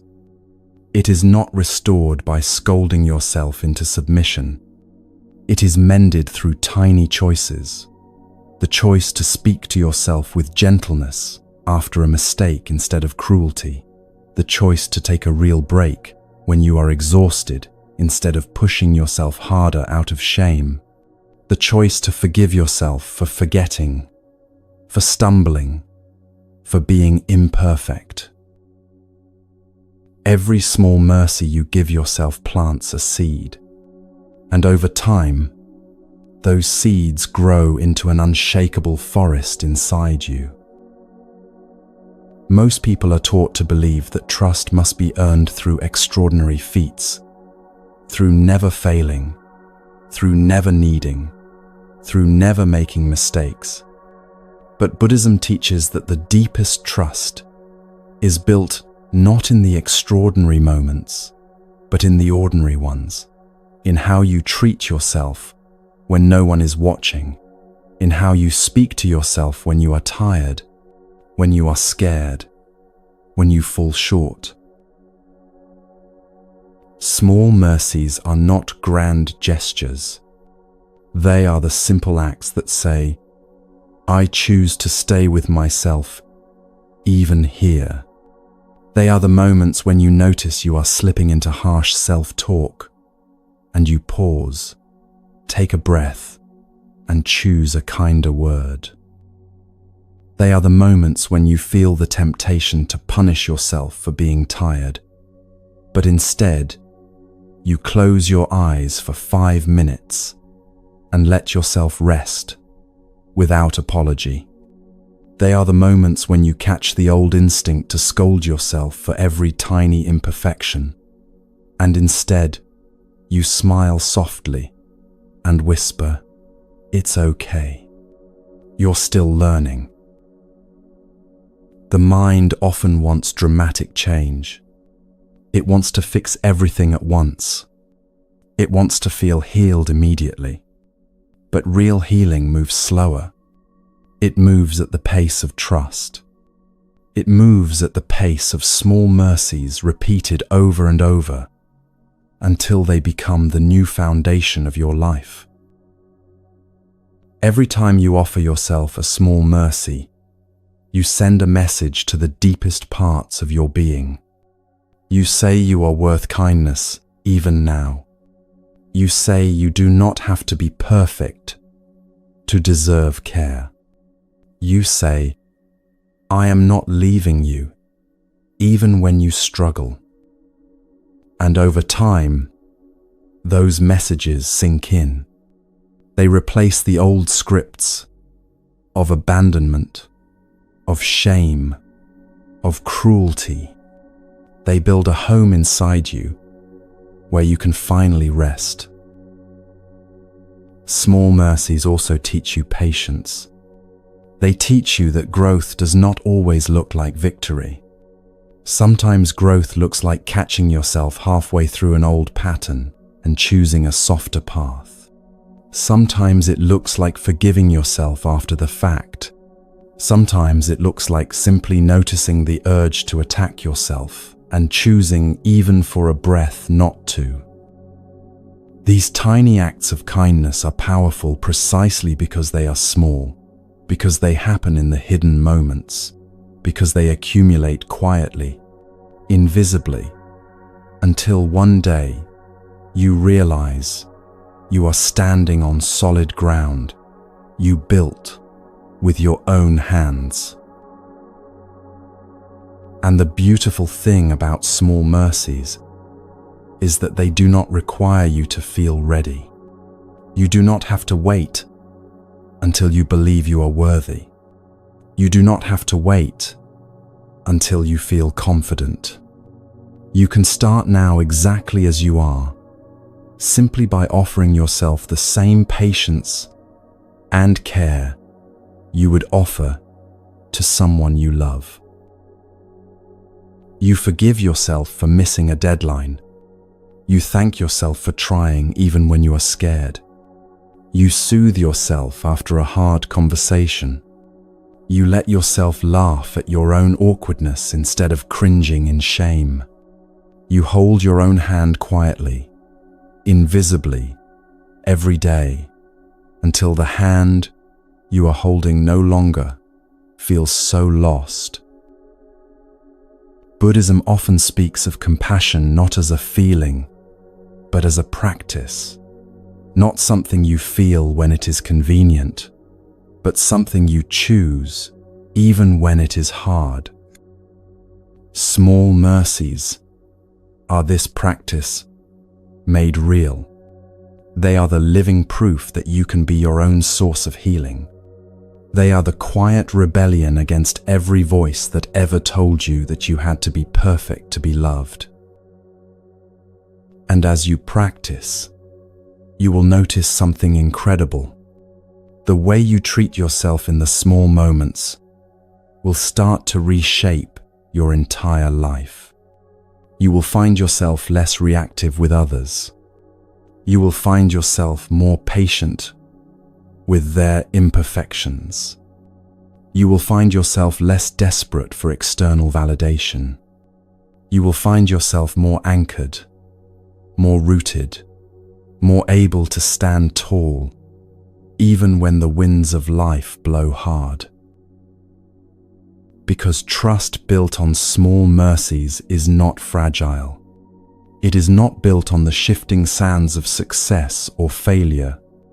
It is built on the steady, quiet rhythm of choosing kindness again and again, even when no one else sees, even when no one else understands.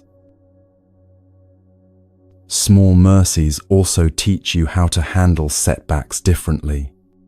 When you inevitably fall back into old patterns because you will, you do not spiral into shame. You notice, you breathe, you offer yourself a soft word. You begin again. No drama, no despair, just the next small mercy, just the next gentle step. This way of living is not flashy. It will not always be celebrated by a world obsessed with big victories. But it will be real. It will be sustainable. It will be yours. Tonight, as you breathe and drift into rest, think of one small mercy you can offer yourself tomorrow. One tiny act of kindness, one gentle choice, one moment of patience where once you would have rushed to judgment. Plant that seed. Water it with your breath. Trust that it will grow. You do not have to fix everything overnight. You do not have to become perfect to be worthy. You only have to begin. You only have to be willing to offer yourself the smallest kindness and trust that over time those small mercies will build a life of great, unshakable love. You are not too broken to heal. You are not too late to start. You are not too far gone to return. You are always only one small mercy away from beginning again.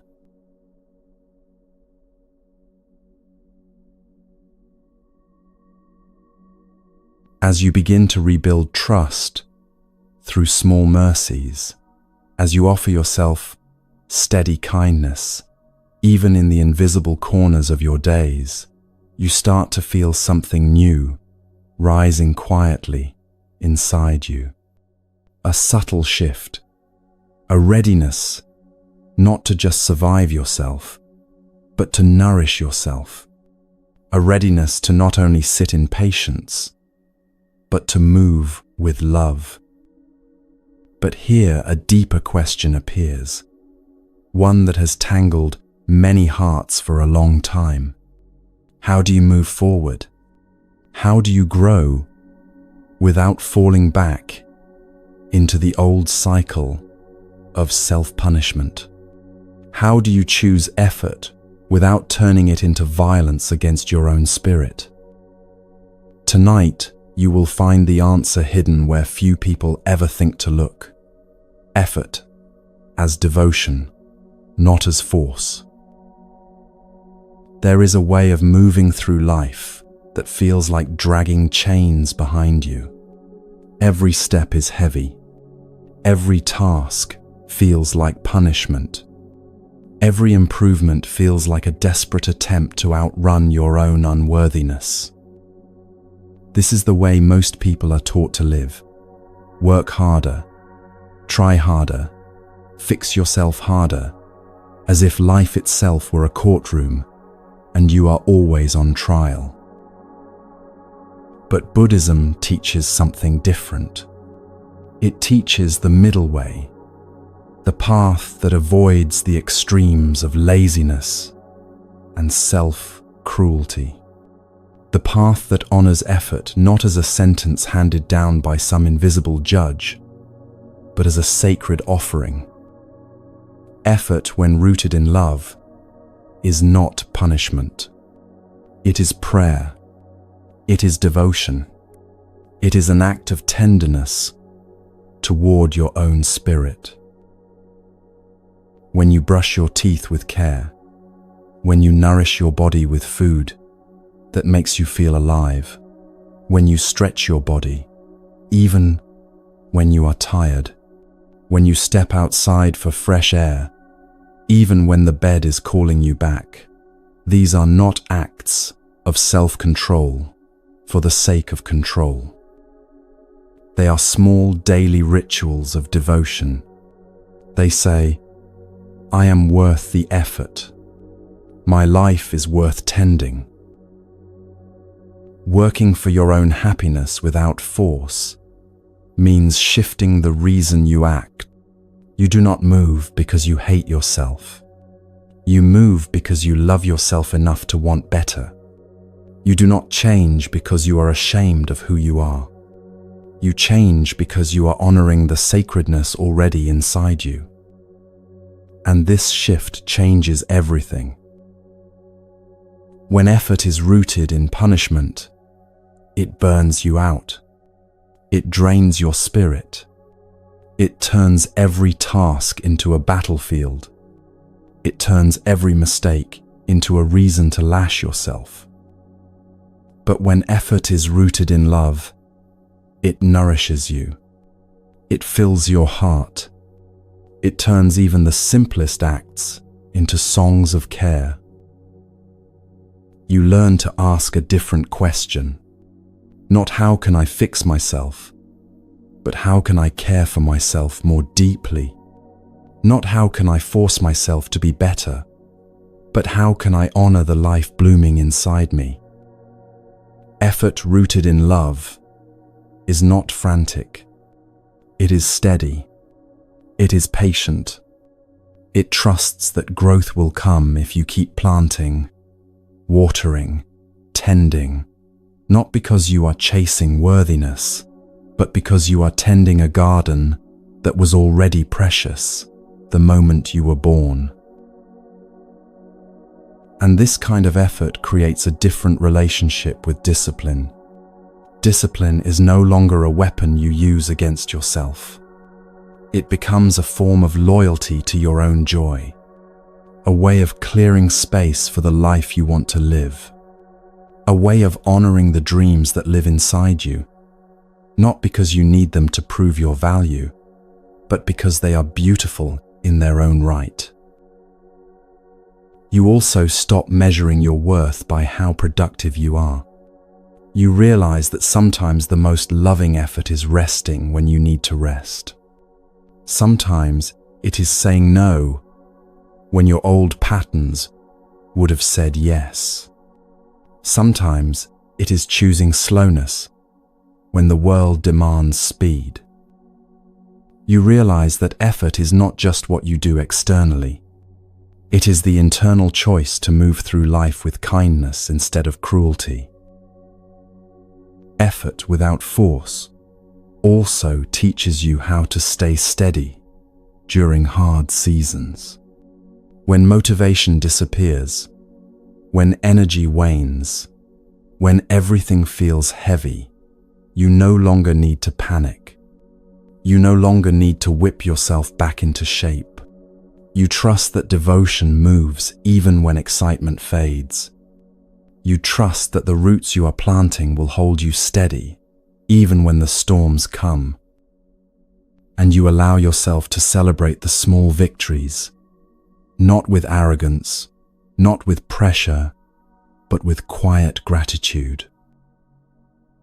You celebrate getting out of bed on hard mornings. You celebrate taking one step when you felt like giving up. You celebrate choosing one kind thought when the old cruelty tried to rise. These celebrations are not vanity. They are the natural joy that blooms when you live in alignment with love. Buddhism speaks of right effort, not too much, not too little. Right effort flows from compassion, not fear. It flows from joy, not desperation. It flows from a deep understanding that you are not racing towards some future where you will finally be enough. You are already enough. Your effort now is simply a way of honoring the sacredness that has been there all along. And when you forget, because you will, When you slip back into old patterns of force and shame, you meet yourself not with more punishment, but with the same steady love you have been practicing. You breathe. You notice. You return. No drama, no despair, just the next small loving step. You are not here to force yourself into becoming someone else. You are here to become more fully yourself. You are here to nurture the seeds of wisdom, joy, and compassion already planted in the soil of your being. Effort rooted in love teaches you to move not because you are empty and need to be filled, but because you are full and ready to overflow. It teaches you to trust that taking care of yourself is not selfish, it is sacred. It teaches you to see every healthy choice, every kind action, every patient breath as a prayer offered to the sacred life inside you. Tonight, as you breathe and rest, let yourself feel the difference between effort that punishes and effort that nourishes. Let yourself choose again and again to move from love. Let yourself trust that the life you are tending with such patience and care is already a holy thing. You are not lazy for needing rest. You are not selfish for needing care. You are not failing because growth takes time. You are simply alive. You are simply human. You are simply learning the art of living as an act of devotion instead of a desperate race. And every step you take in love, no matter how small, no matter how slow, is a step that matters. You are building something beautiful right here, right now, not through force, but through the steady, sacred work of love.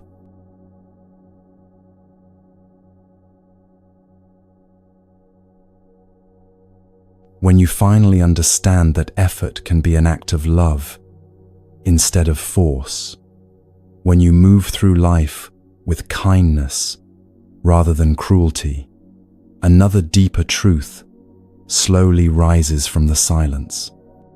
You begin to question why you ever believed you needed fixing at all. You start seeing that most of your suffering was never about actual brokenness, but about carrying a story that said you were broken. But even with this deep inner shift, the world outside often remains harsh.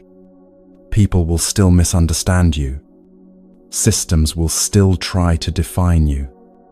Life will still throw its storms across your path. In these moments, self-love is no longer just a feeling. It becomes a necessity. It becomes the building of something unshakable inside you. Tonight, you begin one of the most powerful and lasting practices, becoming your own refuge. There comes a time when waiting for the world to be safe is no longer an option. Waiting for perfect acceptance from others, waiting for unconditional love from systems that were never built for your wholeness, all of it is a waiting game that ends only in heartbreak. Buddhism teaches that the ultimate refuge is not found outside. It is found within. It is the quiet, unbreakable sanctuary you build inside your own heart, where no storm can reach, where no rejection can evict you, where no external chaos can destroy your belonging. Building this refuge does not happen by accident. It happens through choice, through practice, through 1,000 small acts of loyalty to yourself. when everything outside tells you to run, to shrink, to betray your own spirit. The first step is recognizing that you are worthy of being a place of safety for yourself. That your heart, no matter how battered, no matter how tired, is sacred ground. That you are allowed to build a home within yourself where you are always enough, always welcome, always seen. This home is not built through force. It is built through tenderness. It is built every time you meet your own fear with patience instead of judgment. Every time you soothe your own sadness without demanding it leave. Every time you hold space for your own anger without turning it into self-hatred. Every time you whisper to yourself, "I will not abandon you, no matter what." Becoming your own refuge means creating an inner environment that mirrors the love you always longed for. It means speaking to yourself with the kindness you once begged to hear. It means offering yourself the protection, the warmth, the unwavering loyalty that you used to search for in the faces of others. And it means making this refuge unconditional, not a prize you earn when you are behaving well, not a shelter you grant yourself only when you feel successful, kind, wise, but a home that welcomes you in your rage, in your grief, in your clumsiness, in your confusion. A home that never locks you out, no matter how dark the night inside you becomes. This inner sanctuary becomes your anchor. When the storms rage outside, when the world is unkind, when people misunderstand you, when rejection stings, when plans fall apart, you do not crumble because your belonging is not anchored to shifting sands. It is rooted inside you, steady and sure. Building this refuge also means learning to recognize when you have stepped outside of it, when you have wandered into old patterns of self-attack, of self-abandonment, of shrinking yourself to fit someone else's idea of who you should be, and without judgment, without despair, you gently guide yourself back home. This is the work of a lifetime. It is not done in a day, a month, a year. It is done moment by moment, choice by choice. And the more you practice, the easier it becomes.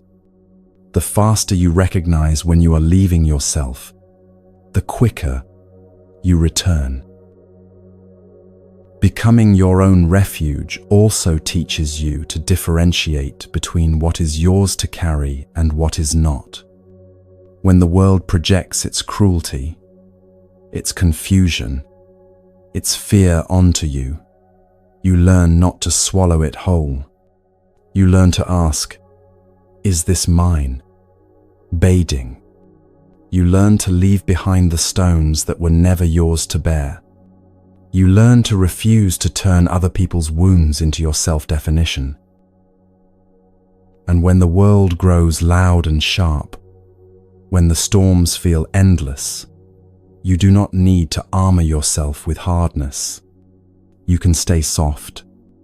You can stay open because you are protected from within. Your safety does not depend on shutting down your heart. It depends on knowing you have a home inside it. This way of living also transforms your relationship with failure, with loss, with uncertainty. You realize that you do not need to succeed in every endeavor to be safe. You do not need to be liked by everyone to be whole. You do not need to have all the answers to be at peace, because your sanctuary is not built on outcomes. It is built on presence, on loyalty, on love. Every time you sit quietly with your own messy emotions, without trying to exile them, you reinforce the walls of this inner home. Every time you catch the old voice of shame and answer it with gentleness instead of violence, you lay another stone in the foundation. Every time you choose to trust yourself, even when the world says you shouldn't, you light another candle inside your refuge. And you realize over time that no matter what happens outside, no matter how hard the winds blow, you can always return here. You can always come back to the steady ground of your own heart. This inner refuge is not isolation. It is not cutting yourself off from the world. It is the opposite. It is what allows you to stay connected without losing yourself. It is what allows you to love others without collapsing into them. It is what allows you to show up fully, knowing that no matter how you are received, you are already home. Tonight, as you breathe and rest, let yourself feel the walls of this sanctuary rising quietly around you. Not walls that imprison, walls that protect, walls built not of anger or fear, but of steady love. Walls that say, I belong to myself. I am safe here. I am enough. You are not alone. You are not homeless inside yourself. You are not broken beyond repair. You are building a home within your own heart. You are tending a fire that no storm can extinguish. You are creating a place where your spirit can rest, grow, and shine. And every moment you choose to return to this refuge, no matter how many times you forget, you are strengthening it.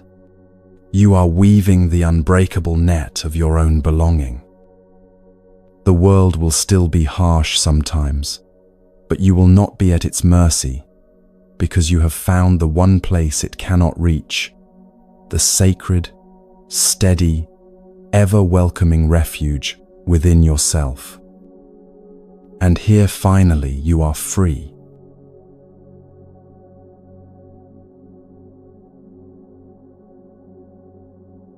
When you finally create an inner refuge that no storm can destroy, when you no longer depend on the outside world for your sense of safety, a deeper wisdom begins to stir within you.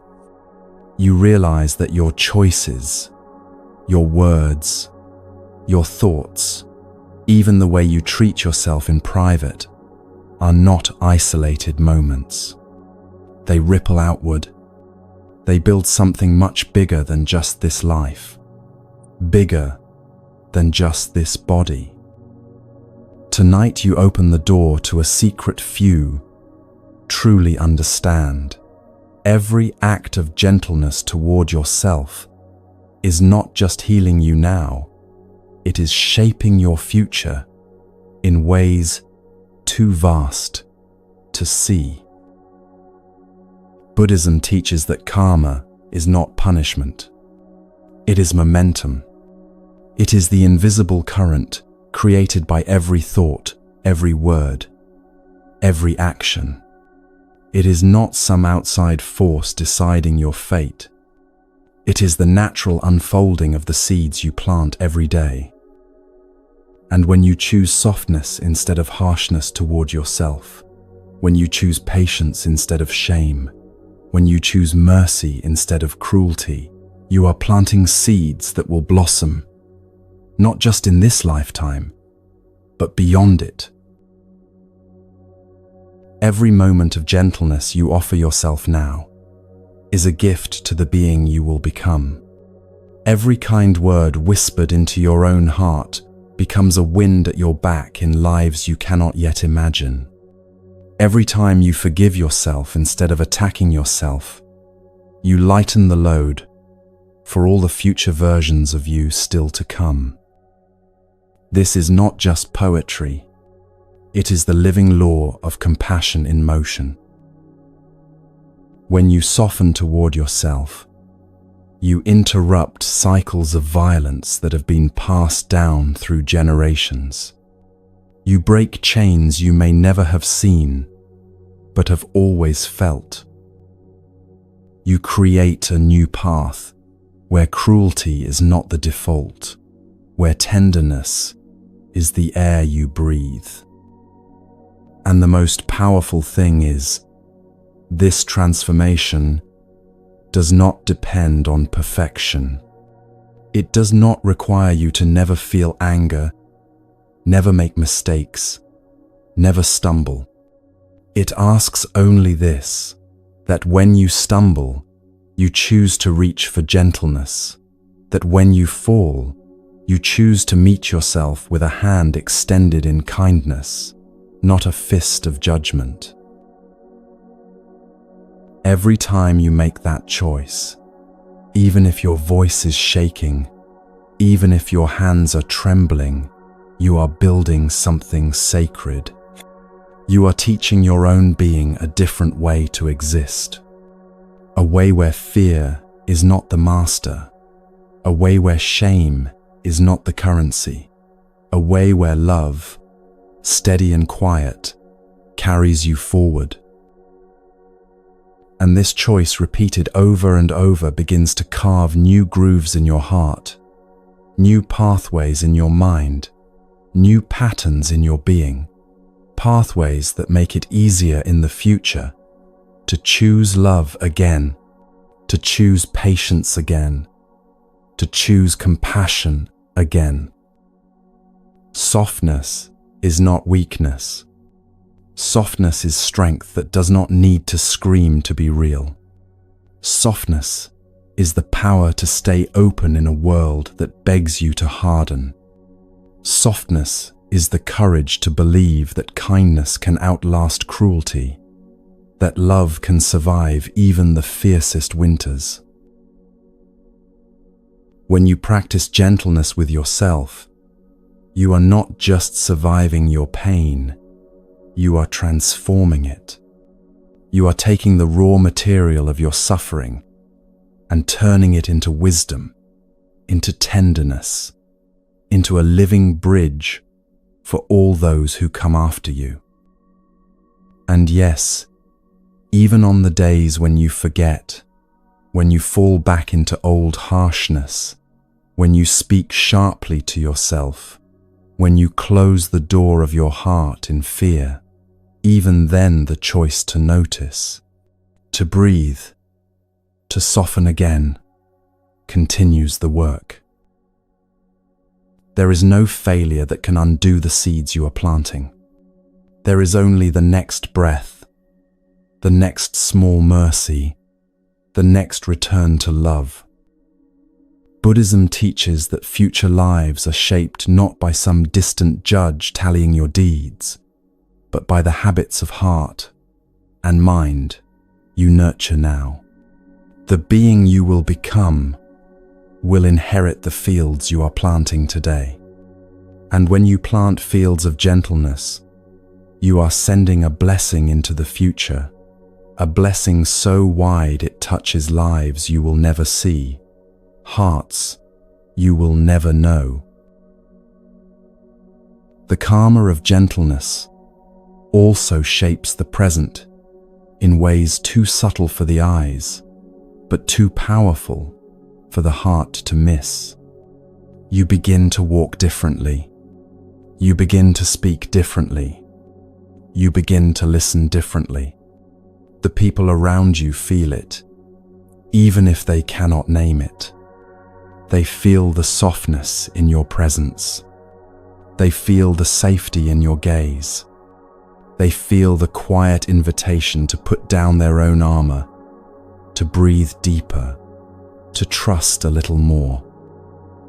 And slowly, the world around you begins to change, not because you forced it, not because you shouted it into submission, but because you became a living example of a different way, a way of being where compassion is stronger than fear, a way of moving through life that heals rather than harms.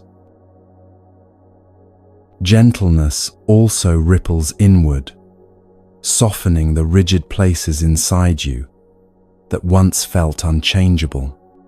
Old wounds begin to breathe. Old defenses begin to crumble. Old stories begin to loosen their grip. You find yourself able to stay with pain longer without shutting down. You find yourself able to sit with joy longer without feeling guilty. You find yourself able to be with yourself exactly as you are, without needing to escape. And this is how lifetimes change. Not through grand declarations, not through desperate striving, but through the quiet, steady rhythm of meeting yourself again and again with open hands, open arms, open heart. Tonight, as you breathe and drift into rest, let yourself feel the weight and the wonder of what you are doing. You are not just healing your own life. You are healing generations. You are healing futures. You are weaving a fabric of compassion that will outlast every storm, every sorrow, every ending. You are planting forests of kindness that will shelter beings you have never met. You are lighting lanterns of mercy that will guide hearts you will never know. You are building bridges of love that will carry beings across oceans of fear and loneliness. And you are doing it not by being perfect, but by being willing, by being present, by being tender in moments when harshness would be easier. This is the karma of gentleness. This is the legacy you are creating. Breath by breath, choice by choice, mercy by mercy. You are stronger than you know. You are softer than you fear. You are shaping futures with every quiet act of love you offer yourself. And even when you cannot see it, even when you doubt it, even when the world outside seems unchanged, trust that nothing is wasted. Trust that every moment of gentleness echoes further than you can imagine. Because love, once set in motion, never dies. It moves through time like light through the darkness, lighting paths, healing hearts, weaving a future where kindness is the strongest force of all. And it all begins here now in this breath with you.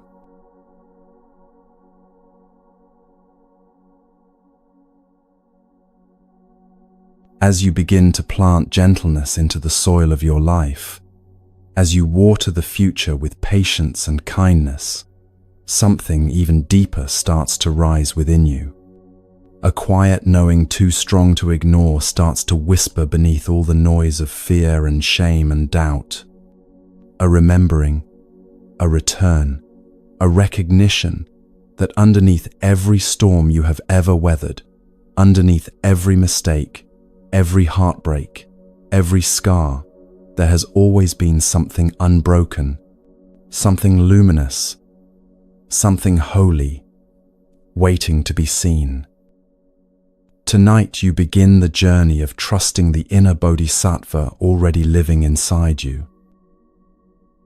The Bodhisattva is not some distant saint or unreachable ideal.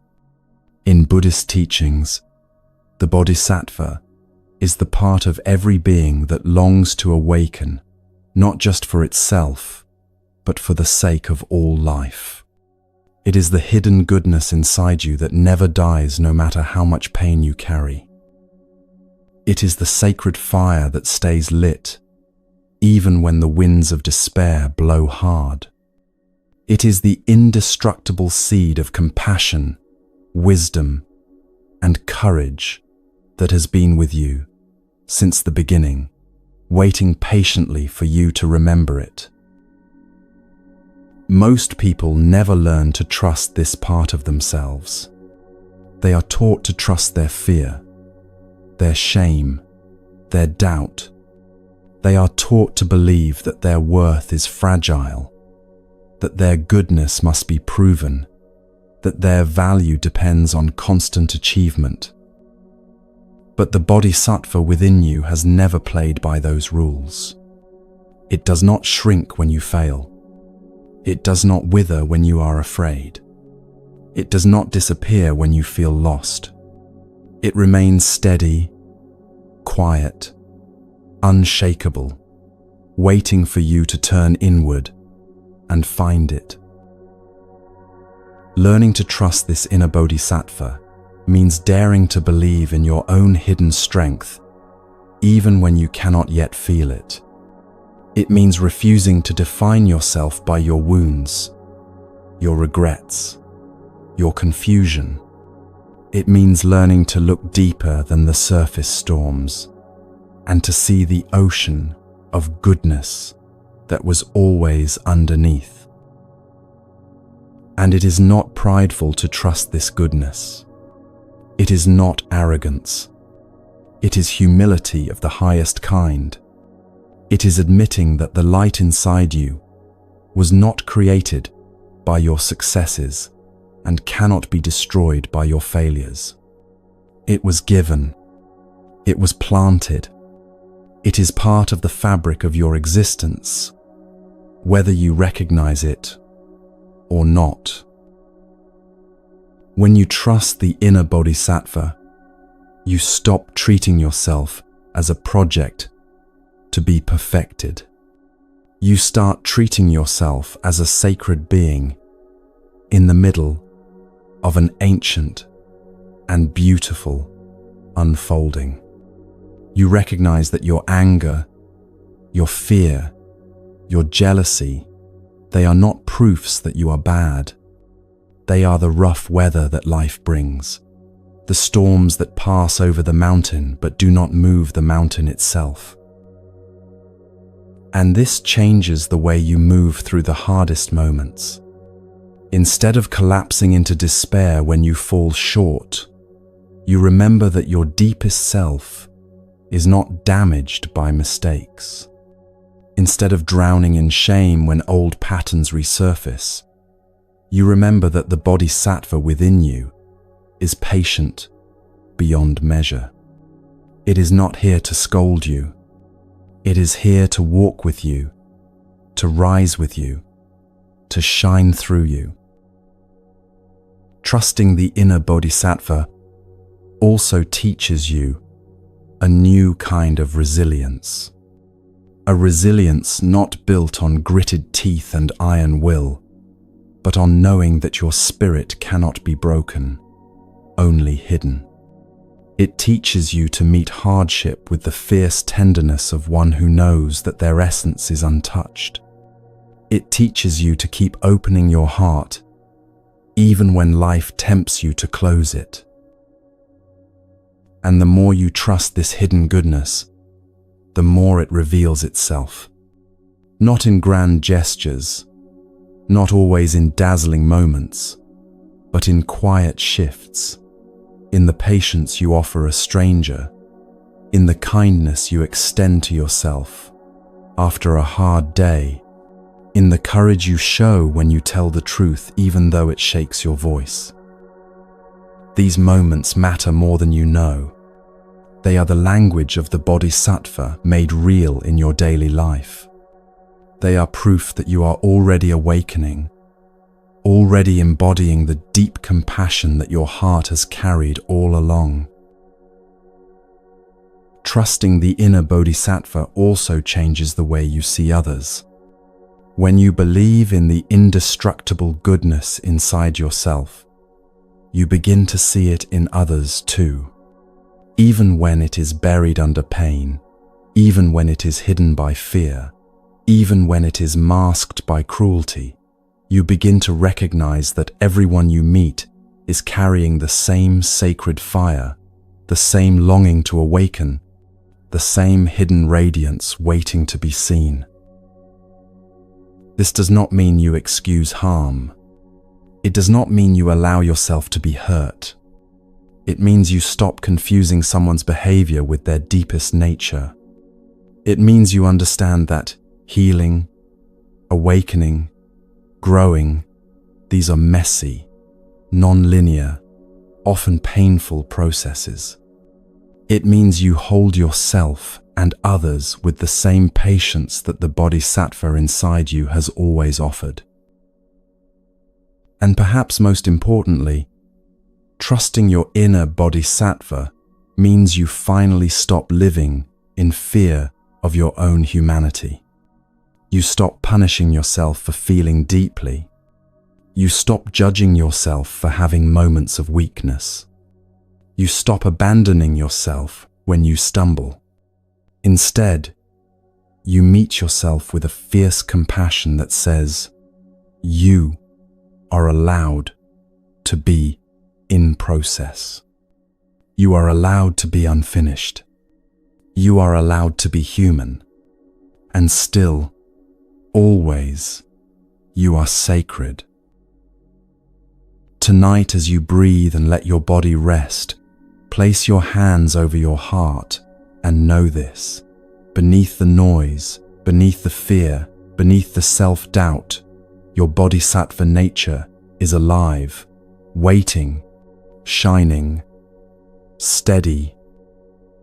You do not have to earn it. You do not have to deserve it. You do not have to prove it. You only have to trust it. You only have to remember.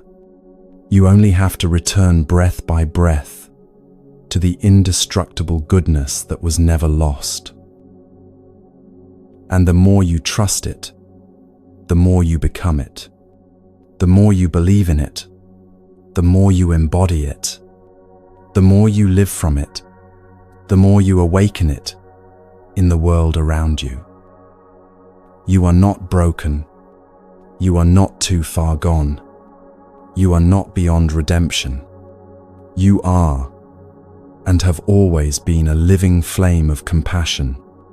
You are, and have always been, a carrier of light. You are, and have always been, a Bodhisattva in the making. Trust it. Breathe it. Become it.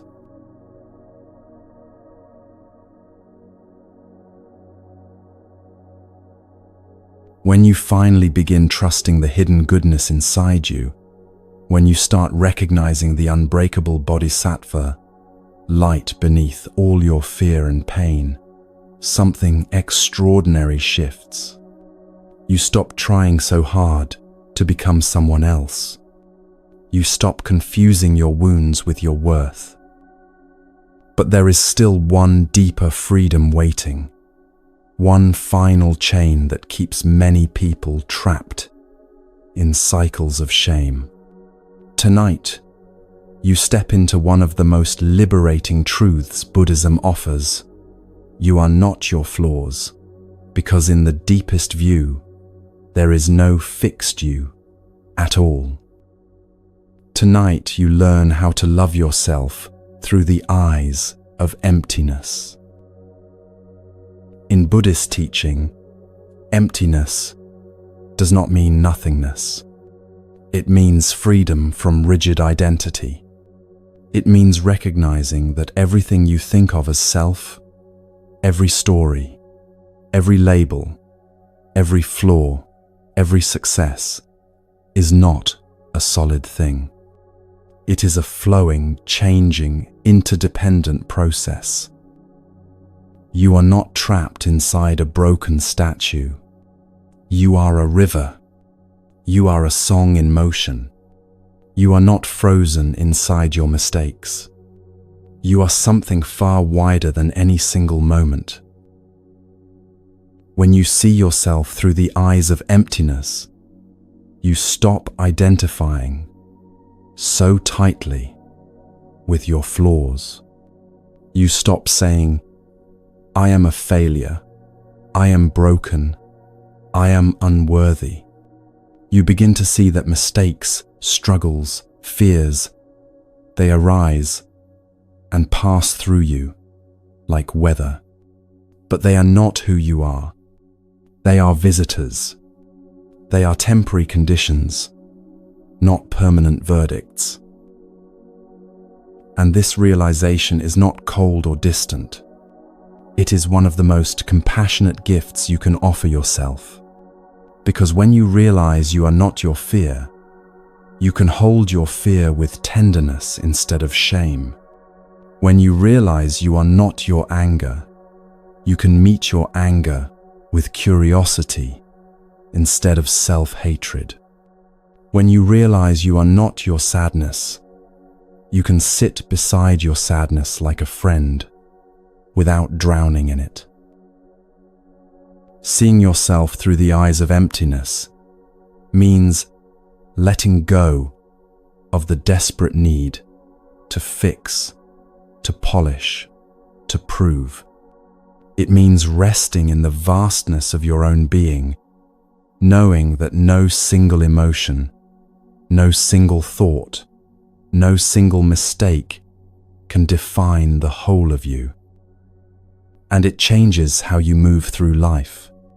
When you no longer see yourself as a fixed thing, you allow yourself to evolve. You allow yourself to forgive. You allow yourself to begin again, not just once, but endlessly, as many times as needed. You realize that you are not stuck in any moment forever. You are flowing forward breath by breath into new possibilities. This understanding also teaches you a gentler relationship with the past. You no longer need to carry your old failures like stones strapped to your back. You no longer need to define yourself by the worst things you have ever done or the worst things that were ever done to you. You see that those moments were real. They mattered. They shaped you, but they do not imprison you. You are not frozen in them. You are more spacious than any story about you. Loving through the eyes of emptiness also means seeing that your worth does not come from being flawless.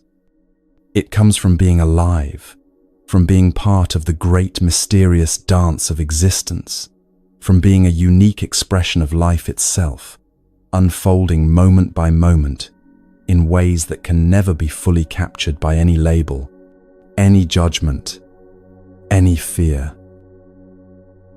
And it is not just your flaws that loosen their grip when you see through emptiness.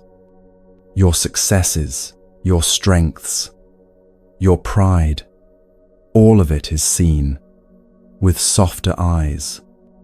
You do not cling to them as proof that you are good enough. You simply bow to them as passing expressions of life moving through you. Beautiful, yes. Worth celebrating, yes, but not the source of your worth. This kind of love is wide. It is not fragile. It is not based on how well you perform or how perfectly you heal. It is based on recognizing that underneath every high and every low, you are already whole. You are already vast. You are already free. And this vision brings deep peace because you no longer have to spend your life desperately trying to hold on to success or run away from failure. You no longer have to fear every mistake as a threat to your existence. You can meet life as it comes with an open heart, knowing that whatever rises and falls, your deepest being remains untouched. You are not your flaws. You are not your fears. You are not your failures. You are the space within which all these things arise and pass away. You are not the storm. You are the sky that holds the storm. You are not the wound. You are the vastness that contains the healing. You are not the sadness. You are the breath that stays steady underneath the waves. And when you love yourself through the eyes of emptiness, you stop needing to be perfect, to be worthy of love. You see that you are always more than your best day, more than your worst day, more than any day. You are not broken trying to become whole. You are whole, learning how to remember yourself. You are not lost trying to be found. You are found, learning how to walk through the world with softer eyes. And every time you return to this knowing, you heal not just yourself, but the world around you. Because a heart that knows its own vastness cannot help but see that same vastness in others. A heart that sees its own freedom cannot help but wish that freedom for all beings. You are not too much. You are not too little. You are not wrong for being exactly who you are. You are a living expression of emptiness, dancing itself into form. You are a river moving through 1,000 changing landscapes. You are a note in the endless song of the universe. And you are beautiful even when you cannot see it. You are worthy even when you cannot feel it. You are love even when you forget it. Breathe into this vastness tonight. Rest inside it. Trust it. You are free. You are always free.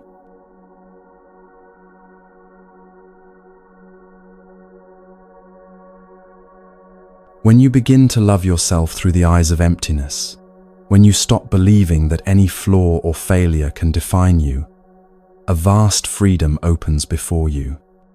You start to breathe differently. You start to live differently. But even then, there is often one lingering voice that tries to pull you back into old prisons, the inner critic, the voice that tries to shrink you, scold you, shame you into smallness.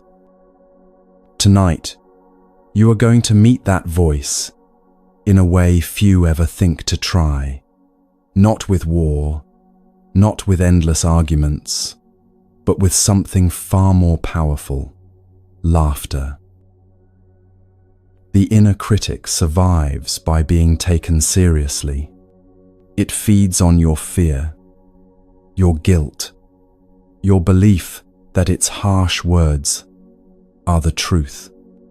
It stands tall because you shrink before it.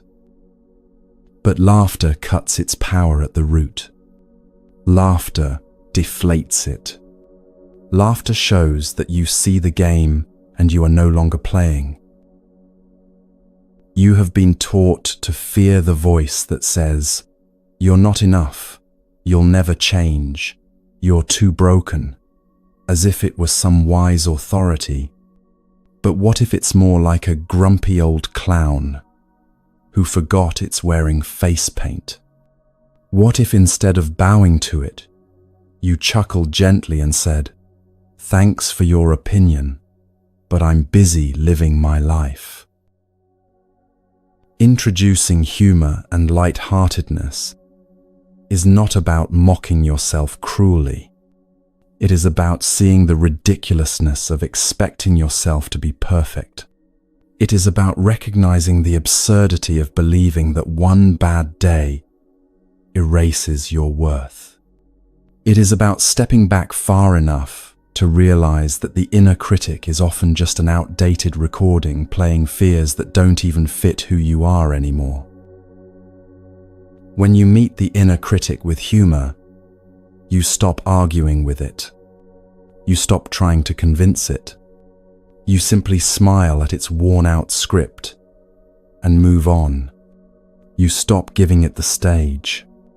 You stop handing it the microphone.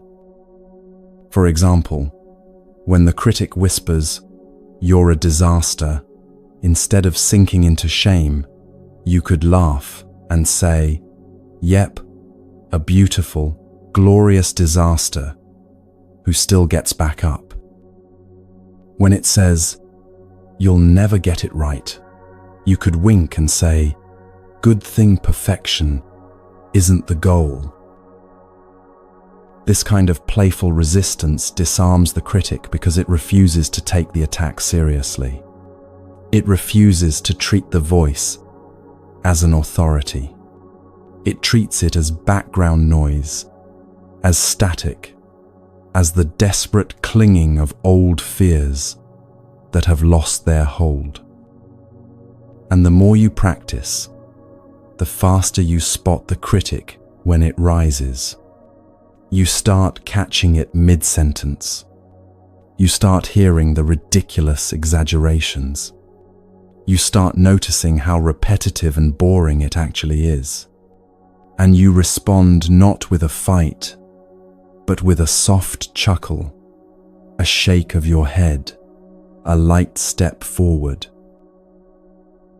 This way of meeting the inner critic also builds resilience, because no matter how much you grow, no matter how much you heal, that voice may still pop up from time to time, but it will no longer terrify you.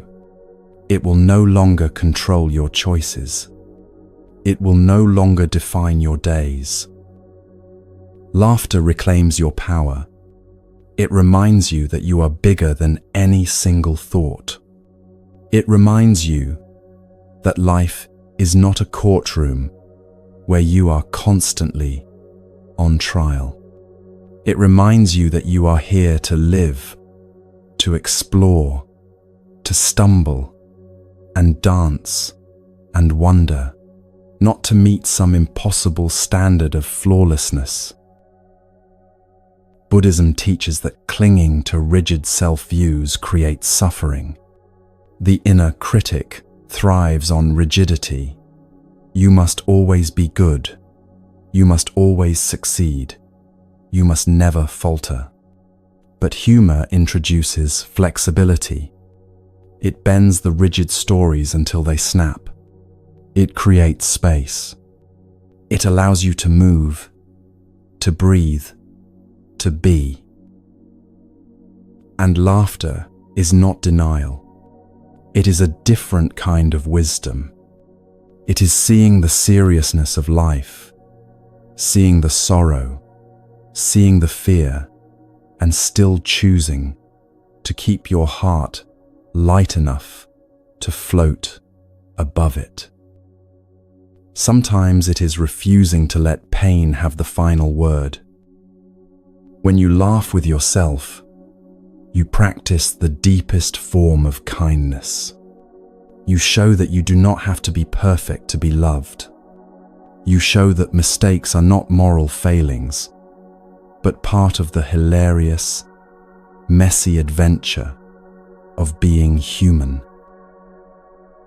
Imagine for a moment how your life would feel if you met your hardest moments with a twinkle in your eye instead of a whip in your hand. If you stumbled and said, "Classic me," with a smile instead of collapsing into shame. If you forgot something important and said, "Guess I'm human after all," instead of spiraling into self-loathing.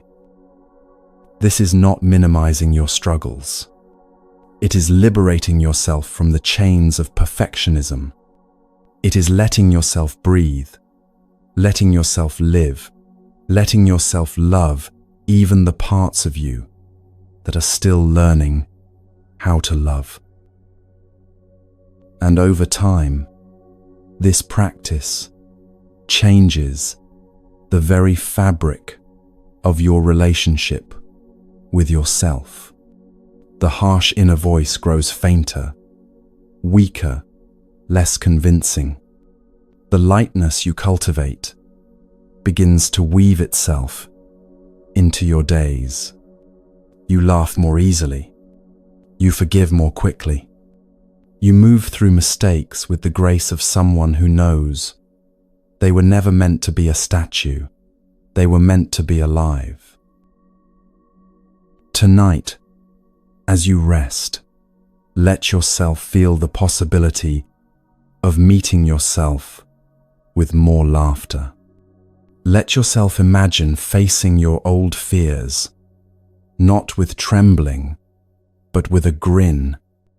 Let yourself feel the weight lifting as you realize you are allowed to find humor even in your own stumbling steps. You are not a failure for being imperfect. You are not doomed because you are still learning. You are not broken because you can laugh at yourself. You are alive. You are growing. You are discovering that freedom does not come from never making mistakes. It comes from never letting mistakes steal your joy. Breathe into that freedom tonight. Let it rise in you like a soft, unstoppable laughter, the kind that says, I see it all, the beauty, the mess, the wonder, and I choose to keep loving anyway. You are already enough. You are already worthy. And you are allowed to enjoy this wild, imperfect journey, laughter and all.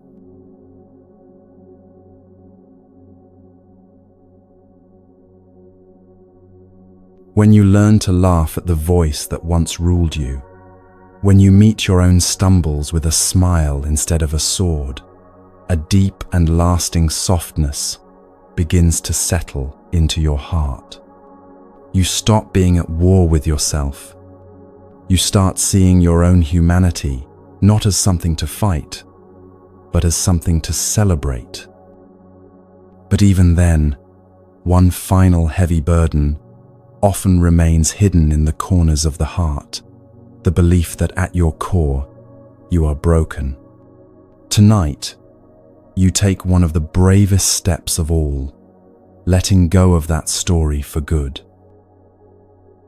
The idea that you are fundamentally broken did not begin with you. It was whispered by wounded voices. It was carved by painful experiences. It was reinforced by a world that profits from your doubt. But it was never true. It was never your real reflection. It was only a story, one that grew heavy because it was repeated so many times you forgot it was optional. Self-love deepens when you see that being human does not mean being broken. It means being alive in a world full of impermanence, loss, change, confusion, and wonder.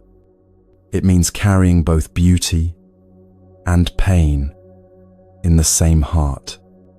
It means stumbling and rising, losing and finding, hurting and healing, not as a mistake, but as the very rhythm of living. You are not broken because you have wounds.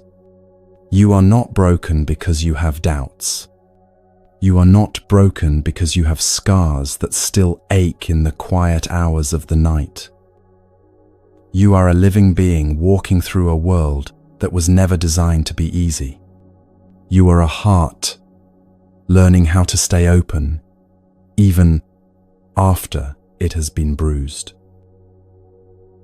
And the story of being fundamentally broken was never your burden to carry. Letting go of that story is not about denying your pain. It is not about pretending everything is fine. It is about recognizing that your pain is part of your story, but it is not the end of your story. It is about refusing to make your suffering into your identity. When you grip the idea that you are broken, you limit your life before it even begins. You sit in cages that do not exist. You apologize for breathing. You shrink from your own dreams. You withhold your own love. But when you let that story fall away, even for a moment, you feel the truth rising like dawn through your chest. You were never meant to be a prisoner. You were always meant to be a living mystery, too vast to be summed up by any wound. Releasing the story of being broken also frees you to stop measuring your healing like a contest. You no longer have to keep checking if you are fixed yet. You no longer have to hide your messy days out of shame. You realize that healing is not a destination you must reach before you deserve peace. Healing is the way you keep loving yourself through every season, even the ones where everything hurts. True self-love is not about declaring yourself healed once and for all. It is about dropping the question altogether. It is about knowing you are worthy of tenderness right now, whether you feel radiant or shattered. Letting go of the story of being broken also softens the way you see your past. Instead of seeing your younger self as a series of mistakes, you start seeing someone who did the best they could with what they knew. Someone who survived.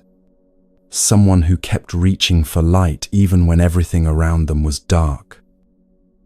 And you stop punishing yourself for still having struggles. Struggles are not proof of failure. They are proof of life. They are proof that your heart is still beating, still trying, still daring to care. When you drop the story of brokenness, you also stop demanding that life be pain-free before you allow yourself to feel joy. You stop postponing your happiness until you are perfect.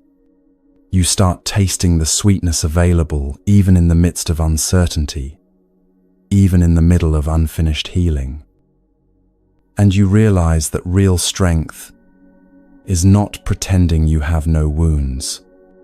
Real strength is carrying your wounds with grace, with humor, with love. Real strength is looking at your scars and saying, I am still here. I am still becoming. And that is enough. Tonight, as you breathe and let yourself settle into rest, feel the old story loosening its grip. Feel it slipping away like a heavy coat you no longer need to wear. Feel the lightness of your real being rising underneath. You are not broken trying to be whole. You are whole, learning how to live with tenderness. You are not ruined, trying to be repaired.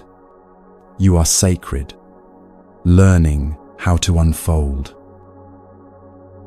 You are not the mistakes you made when you didn't know better. You are not the pain you carried when you were too young to understand it. You are not the shame that was planted in your heart by those who forgot their own light. You are something older, deeper, more resilient than any wound. You are something softer, wider, more mysterious than any mistake.